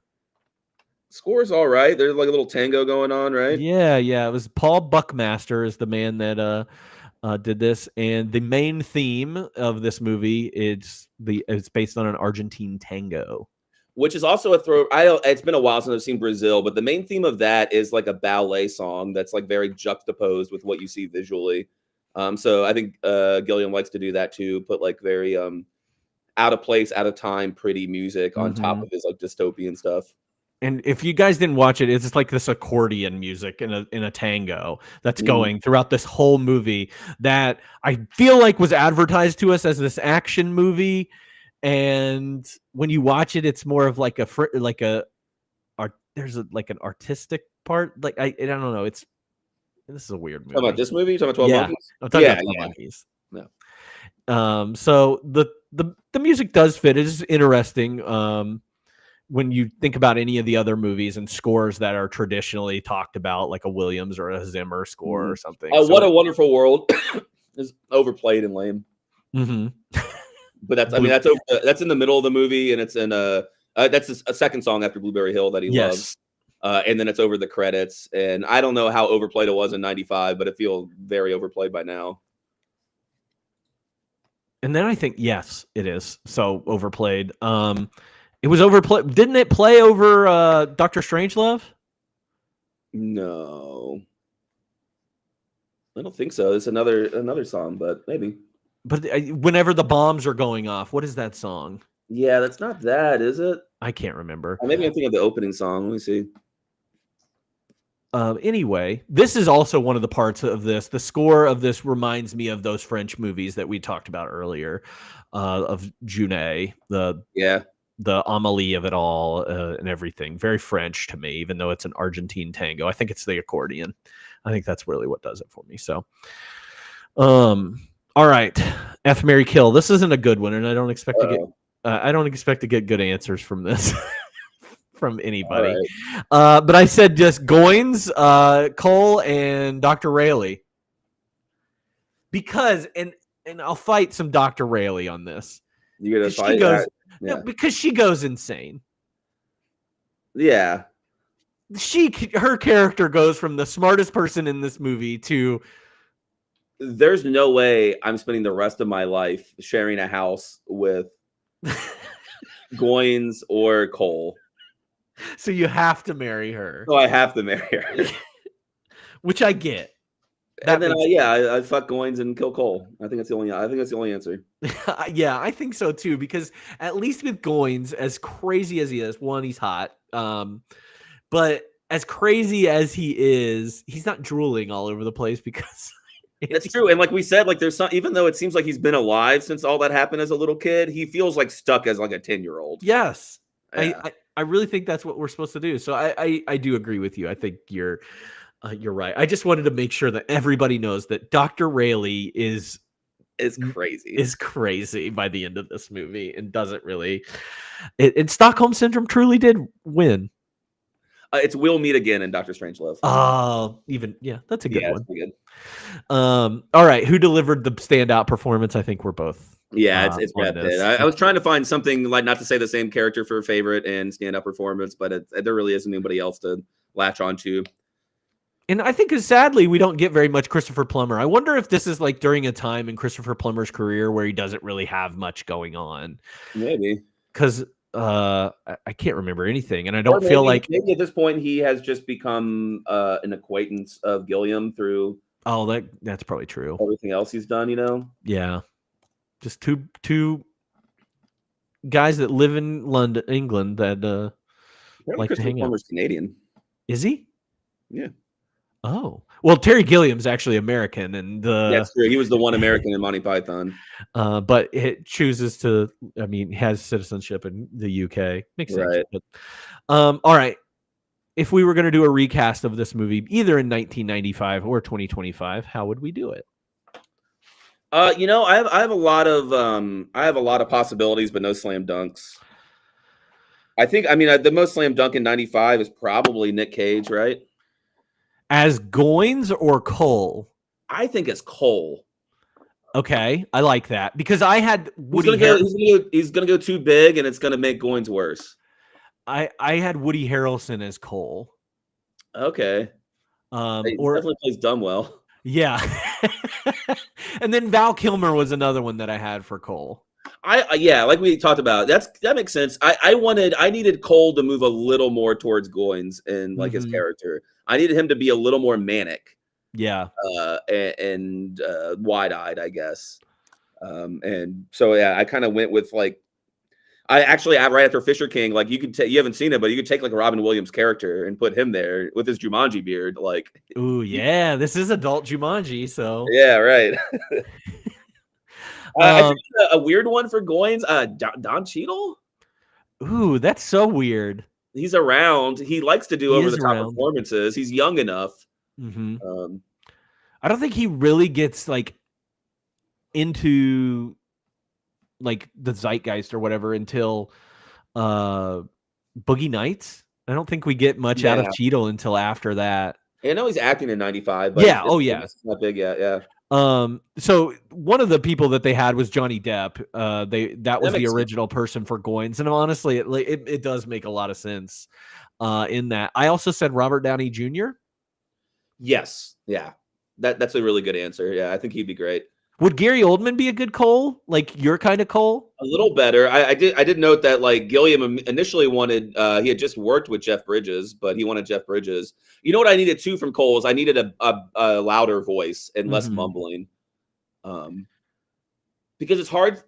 Everybody sees him as like a psychopath, but all he's ever doing is like crying and huddling. Like, you know what I mean? Like he seems crazy, but he doesn't seem urgent. He doesn't seem like manic. He doesn't seem like he needs all these like, we gotta go, we don't have time for this, we're gonna go right now. Like he kind of does that stuff, but Bruce Willis is just mumbling the whole time and then drooling the other parts. I wonder if like somebody like Sean Penn would be good in this too. I thought about Sean Penn. Yeah, I didn't know what he was up to. I mean, I guess he's pretty big at this point. Yeah, he's already beat Madonna by this point. Yeah. So people love the box him. Office in the box. Oh yeah, my bad. The box office. That might. And then I think for Rayleigh, I think these women might all be the same and would go out for the same part, like Jean Triplehorn or Marcia Gay Harden, Dana Delaney. Yeah. I think they're all just versions of the same. I didn't cast her in 95 or 25. And honestly, you're right that she doesn't say it at the end, but it's such a straight man role that she does a great job. And also a million actors could do the same exact job. Yeah. Yeah. But I did I love that switch for her at the end of the movie. Like that last 30 minutes of her, I think she's doing, I think it's way more interesting. And you can tell, I think she's eating it up a little bit. Yeah. You're more into her than I am. But I think she doesn't do anything wrong in this movie. She's great. All right. 2025. These are a little more interesting. As Goins, I got Riz Ahmed. Okay, I like that a lot. That's way better like than what I had. Big-eyed, and he can do some crazy stuff. I like that better. I had Glenn Powell because I was just like, that guy. Yeah, sure. He's Paul pretty. Dano would be good. Ooh, Paul Dano would be good. And then as Cole, I guess like Adam Driver. Okay, I like that. I had Tom Hardy, and that was more of like that makes sense. That's a really good one, actually. Well, the Tom Hardy thing was like his performance in Bronson. Honestly, it's his performance in the Venom movies that I think makes him a perfect Cole. Bronson and the Venom movies. I'll take that. Trilogy. That is the perfect Cole. And then you could throw anybody in for Dr. Rayleigh. For that. So, anybody else that you cast? I don't know. Miles Teller, Austin Butler. I mean, they could fit in there. Yeah. Miles Teller actually might be interesting for Cole, especially if you take it away from the Bruce Willis of it all. I think that's yeah. Goins is the tough one for me because I feel like people are almost too pretty to like. Riz Ahmed is a good casting choice for right that. Because he's like googly eyed. Yes. Yeah. But I feel like performance in like the Rogue One movie a little bit where he's a little comic relief. He's kind of squirrely. And I've seen him, and I can't think of what right now. I've seen him in like less popular roles where he does like do a lot more acting. Sound of Metal is one of my favorite Riz Ahmed movies and roles. He's so good. Got a good look for it. But we've talked about this every time we recast. Like everybody's too pretty in 2025, so it's hard. And they do like great acting and crazy acting, but they never like go full nuts anymore. So it's hard to like find somebody for that role. And I think that's again why it's so unique of grabbing Brad Pitt at the time that they got him, because he's Brad Pitt of it all, but he has done like True Romance and Thelma and Louise, and he's kind of got a little like he's a good character actor and side character in those. So grabbing him as he did. You just have to find somebody at that point at the right space. Yeah. Also, I feel like nowadays we don't ask actors to go full crazy. We ask comedians to elevate the actors, right? Yeah. So they're like looking down that path or whatever. I'm sure that if they remade it, it'd be Pete Davidson, and I'd be disappointed. Yes, I thought that. And when I went down like lists of actors, I was like, I saw Pete Davidson, and I said no, because that's what they would do, though. That's what they would do. Yes. Yeah. That is exactly who they would put in that role of Goins. And it would piss me off because Pete Davidson is not – I like Pete Davidson. I think he's funny. I don't think he's a good actor and hasn't been a good actor in any of the 10 movies I've seen him in. Yeah, he kind of calls it in when he's in a full movie. Yeah, it's kind of disappointing. But everybody wants him to be the new Adam Sandler. I don't know. I don't get it. Fun facts about this movie that you picked out. Anything? Oh, not too much. We're running long. Let's see. Nope. Oh, they got sued because of that interrogation chair. I saw that. By an artist named Labius Woods, an architect. And I looked up his art. I was trying to see the original version, and his art's crazy. So Labius Woods, and I think that Gilliam was never even trying to hide it. He was like, I really wanted to do homage to this great artist by making this interrogation chair. Yeah. And the artist was like, I don't care. That's my design. Get sued. And they settled out of court for it. But look up Labius Woods, Lebbeus Woods.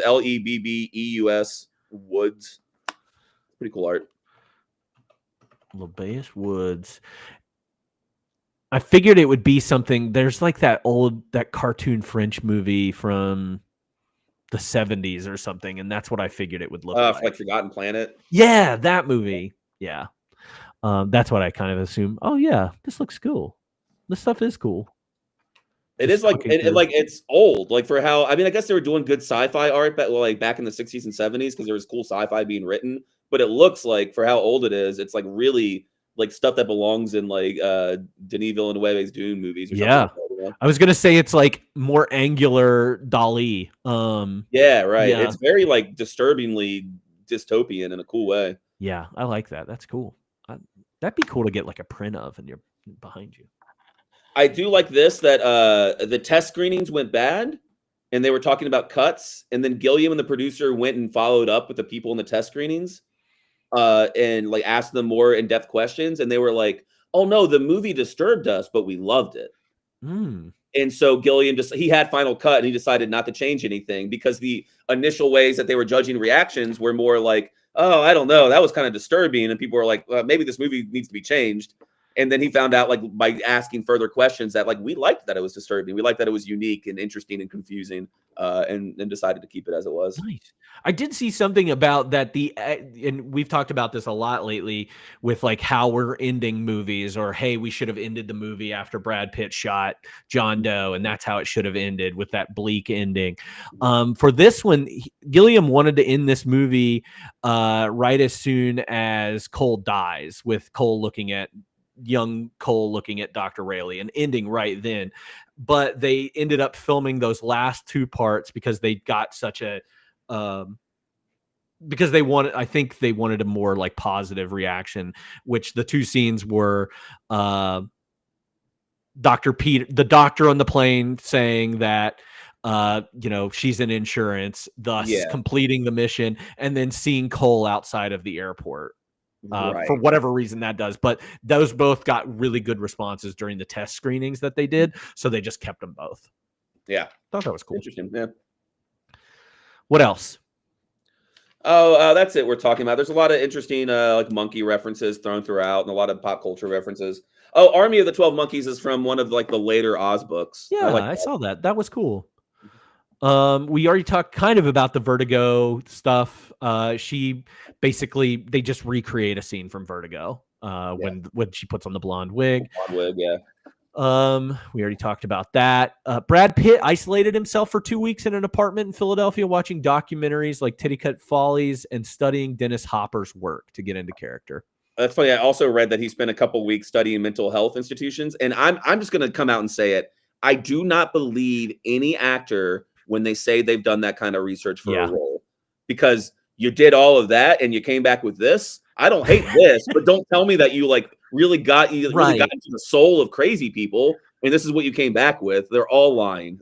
All lying. I think the Dennis Hopper thing is way more accurate than him. I went to a mental health facility and really got into the skin of these people or whatever. Oh, it's so gross. If you would have told me that he studied Bruce Willis's acting in this movie to determine what a mentally ill person is, then I would have agreed with you. Anything else? Sorry. No, that's it. All right. Like a Fine Wine and Dish. If you could pair this movie with another movie for a double feature, what would you choose?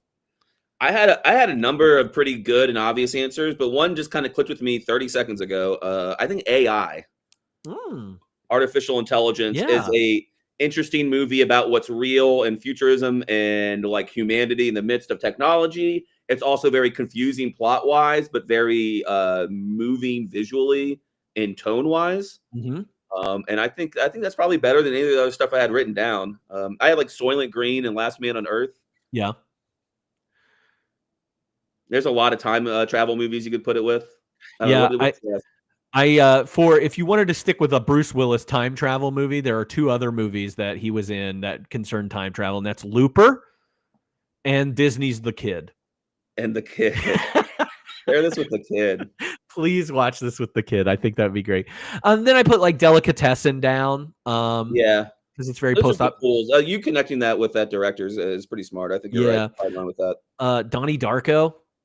Yeah, that makes sense. Yeah, with the like loop of it all and him saving the world.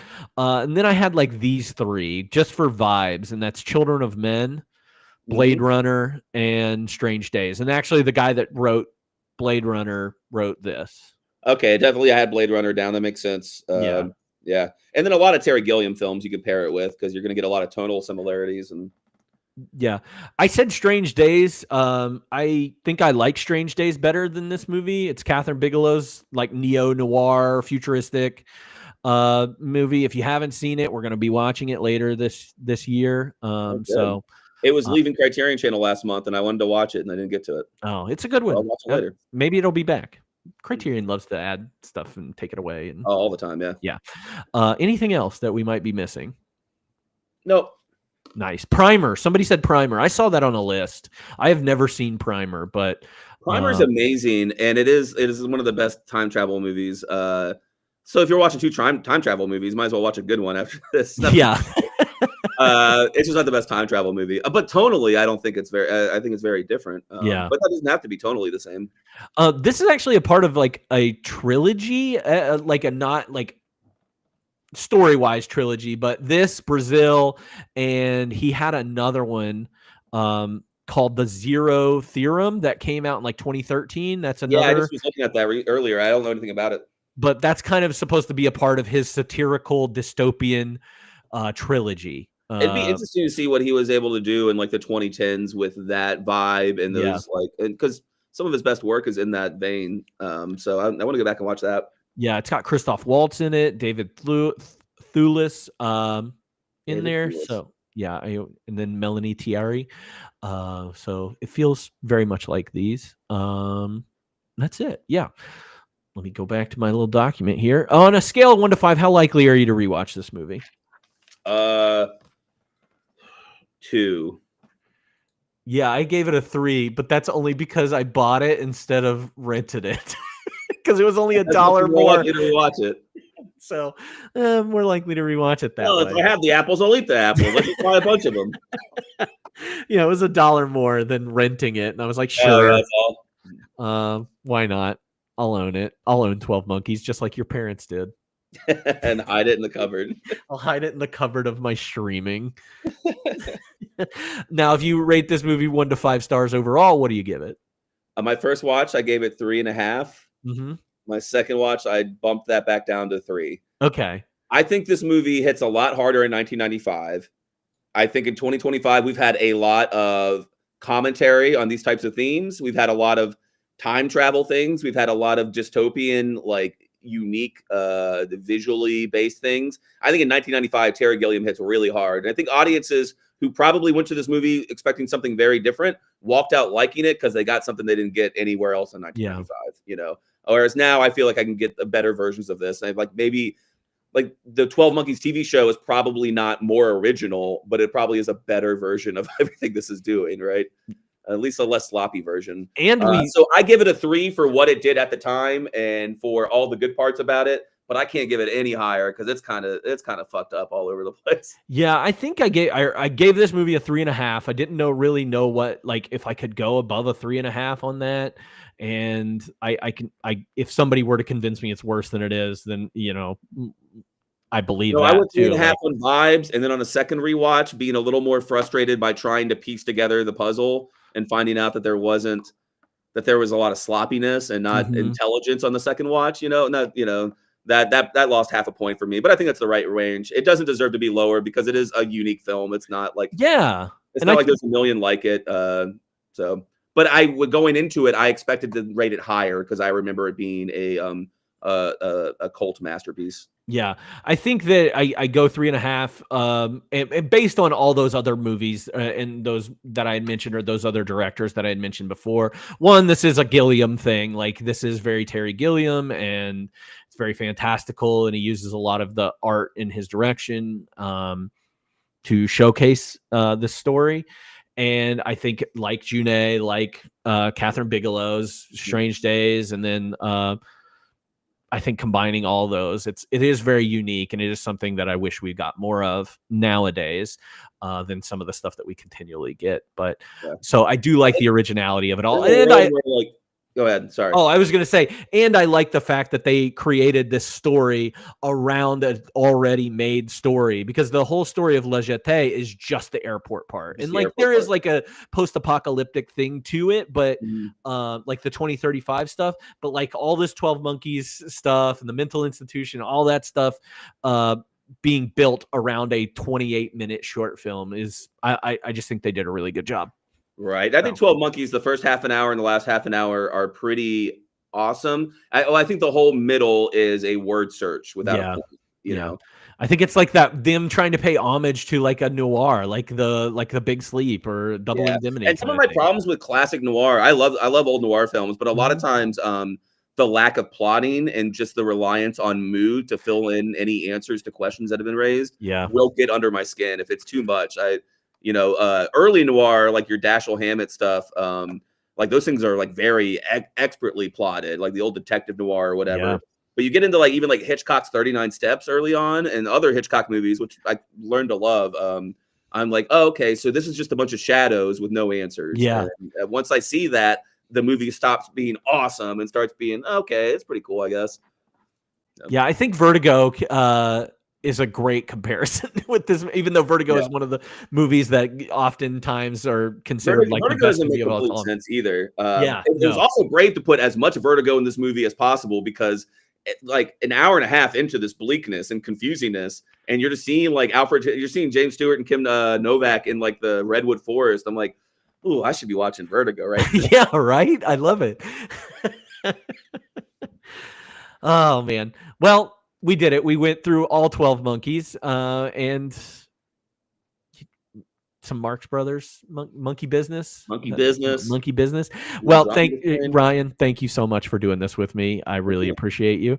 Before we wrap up, what are your recent movie recommendations? The first Bad Boys. I didn't watch your episode, but I watched Bad Boys for the first time in my life. It's bad. It says it in the title. It does say it. I watched Bad Boys 2, and it was better. Because I didn't want to be a complete crank and just be like, why do people like these movies? They suck. But the second one, I was like, all right, I get it now. But the first one, I don't think is very good. Splendor in the Grass by Elia Kazan, though, is a pretty wonderful movie. Very different than Bad Boys. I like to mix my Kino with my slop, you know? Is that the movie with Natalie Wood and Warren Beatty? It's a movie about like repressed sexuality in the 1920s in Kansas, and how like being slut shamed made a young girl go to a institutional hospital. It's a little over the top. Elia Kazan's movies are always emotionally over the top, but his best movies are among the best movies ever made. It's not his best. On the Waterfront. On the Waterfront, yeah, it's so good. But man, it was really good. And then the last thing I had was a movie I found on Criterion Channel that I never would come across otherwise, and I don't think you would unless you find it before the end of the month when it leaves. A 2002 movie called French Wedding, Caribbean Style. And it's a pretty low budget French film. It's all a handheld camera during a wedding, where a white French guy marries a black French woman who's got Caribbean descent, and their families mixing all through like the plucky younger brother filming everybody as they're talking, and throughout the course of the wedding reception, like racist remarks and family drama start to crop up until like two crazy twists happen and blow up the entire wedding. It was way better than I expected. Kind of a nowhere movie you'll never hear about ever again, but I watched it to be a nerd, and then I was surprised that I actually had a great time. Yeah. I like that. French Wedding, Caribbean Style. Last movie I watched on Criterion was called Millennium Mambo, and that was way different than what I don't know what I thought that was going to be. But it's actually a like Taiwanese movie about a girl just being sad about these two awful dudes in her life, and that's really it. And it takes place in it takes place from 2011, and then she's like, oh. But it was made in 2002, and it's like, oh, I should think back to those times when I had these two shitty dudes in my life, and that's all it is. That's all it is. That's interesting. It's very low, like It's like mumblecore adjacent, like and that's before mumblecore became a thing. So that was an interesting movie, but I would never have found that movie had I not just been like, yeah, sure. I mean, they're not all hits when I like find weird stuff in Criterion, but when you discover something, that's a thing we kind of lose in modern culture is the feeling of discovery in movies. Because you kind of seem to know what you're getting into every time before you get into it. And so it's nice to browse a bunch of weird, foreign, arty nonsense, or even like they'll put 1990s movies on there that are like, this movie's bad, but it was kind of crazy that it did what it did. Check it out. And, I'll rediscover like a deep cover on Criterion. Yeah, I love the like pre-code stuff, pre-Hays Code stuff. That stuff's interesting to go back and be like, hey, this is what happened before like censorship. Well, and you look at it and you're like, whoa, this isn't even that risque, and kind of makes you appreciate what you get in like the 30s, 40s, 50s afterward. Surprised about what you get and what they will say. Real quick, I mean, because like even I think Elia Kazan's still under the code. Also, may his name forever be blackened for he's a bad guy. He's a namer. He's a namer. That's kind of hard to love him after doing that. Never name names. But they talk about like abortion a lot in that movie in the mid 1950s, and that's definitely during the code still. But I think like the way it's handled, and maybe that Elia Kazan during that time is getting a little like pat in the head from the industry. He gets away with a little more. One movie I forgot to bring up. One last movie. No, please. There's actually on Criterion Channel right now. There's a Michael Haneke collection. I've only seen Caché, and I've seen States too. You've also seen Funny Games. Isn't Funny Games Haneke? I've never seen Funny Games until the other day. Oh, I didn't watch the American one yet. It's on there, but I watched the Austrian one from 1997. 4.5 out of 5 stars on Letterboxd. I'm also on Letterboxd. I'm trying to use it. My name is Devin Kurosawa on Letterboxd. I love that. Piano Teacher. You've never seen The Piano Teacher? Never seen The Piano Teacher. Dude, Haneke's up there as like really good. I love it. Caché is so good. Caché is good. Safe is really good. And there's the only two I'd seen. And now Funny Games is like, oh, it's up there with those two. So I'm gonna try to. He's got a lot of old stuff on there, and who knows like how experimental or how like I don't know. Who knows what he was doing in the 70s? But there's like 10 Haneke films on Criterion Channel right now. I'm gonna try to watch some of them. Yeah, I really liked. I watched Piano Teacher I think last year, and then I love Caché. Amour. That's the one from like he got nominated for Best Picture. I remember Amour being a movie, but I haven't seen it. 2012. Sad movie. Very sad movie. But Funny Games is wild though. Funny Games is wild. And really cool. If you see the first one, you don't need to see the American one. Well, I'm just fascinated that he like took it 10 years later and went to the same set, the same house, and filmed it all in the same place. Yeah, that's what's using the same house is what's really like fascinating me about it. So I think I will check it out. One of the guys that plays one of the brothers in Funny Games is Brady Corbet, who directed the Brutalist from last year. So my pick for Best Picture of the Year. Yeah. Fun facts. Anything else that you've seen? That's it, man. All right. Well, the only thing I watched was Alice in Wonderland, and I did not love it as much as I thought I would. Which one? The old 1951. Oh, yeah? I didn't like it that much? Yeah. I don't know what it was about it. Yeah, everybody is. Yeah, everybody is a dick in that movie. Yeah, everybody is so annoying in that movie. Yeah, everybody's a dick. That's true. Dinah and the White Rabbit is really the only one that aren't dicks. In that movie. So I don't know. It felt like they were trying to put a story around, like a whole story around Fantasia like sequences, everything felt like I think they're still doing that. Of like, we have these little set pieces of animation we want to do, and then we'll like tie them together with a loose plot. Yeah. So I think that's what we get a little bit. Although there are some segments of that are I love, like the dodo bird. I love the dodo bird, and I love Wallace and the Carpenter. I think goes pretty hard. Growing up, I do not remember that whole scene. Oh, Tweedledee and Tweedledum, don't remember any of it happening. Because I think when I watched it on television, it was edited. It's only an hour and 20 minutes anyway. But I think they took out like that part of it for some reason. Because I never remember seeing Tweedledee and Tweedledum. Oh, yeah. But I think I only saw it on TV. So I think it was edited for time or whatever. So I don't know. I just remember that. But yeah, watch that. I was on vacation all last week. So that's what happened. And if you want to suggest more movies or tell us what you're watching, you can do that by joining our Discord server. And you're also welcome to follow us on Instagram, where we will be listing out dates and times. Sorry, this one was a little late this week. And you can also check out my account on Letterboxd. It's just it's among all the links that you see there. CD Waits. You can also find Ryan on there as Devin Curacao. I've rated 5 movies. I love it. I love it so much. Next week, Sunday the 17th, we are continuing our theme of Crime Doesn't Pay, where all the movies involve a lot of crime, and the fact that none of these movies were also nominated for a Best Picture Oscar. I don't think this one deserved to be a Best Picture Oscar. Nope. Our next movie is Casino, Martin Scorsese's Casino, so I'll be looking forward to that one. It's a long one, folks, so strap in. And then, of course, our extra credit theme for the month is called 75 and Up, where our 4 movies are all 75% or better on Rotten Tomatoes. Those movies include Smoke, Exotica, The Secret of Roan Inish, and To Die For. And that podcast will be Wednesday, August 27th at 6 p.m. But that's all I've got for you right now. Thank you so much for tuning in, and we'll see you next time on 52/1995. Now it's time for that beautiful outro. Mwah.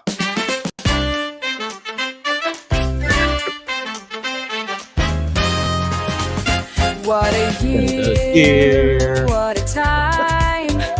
Big screens, dreams, a movie rewind. From talking toys you don't get the rest to of this. gone wrong.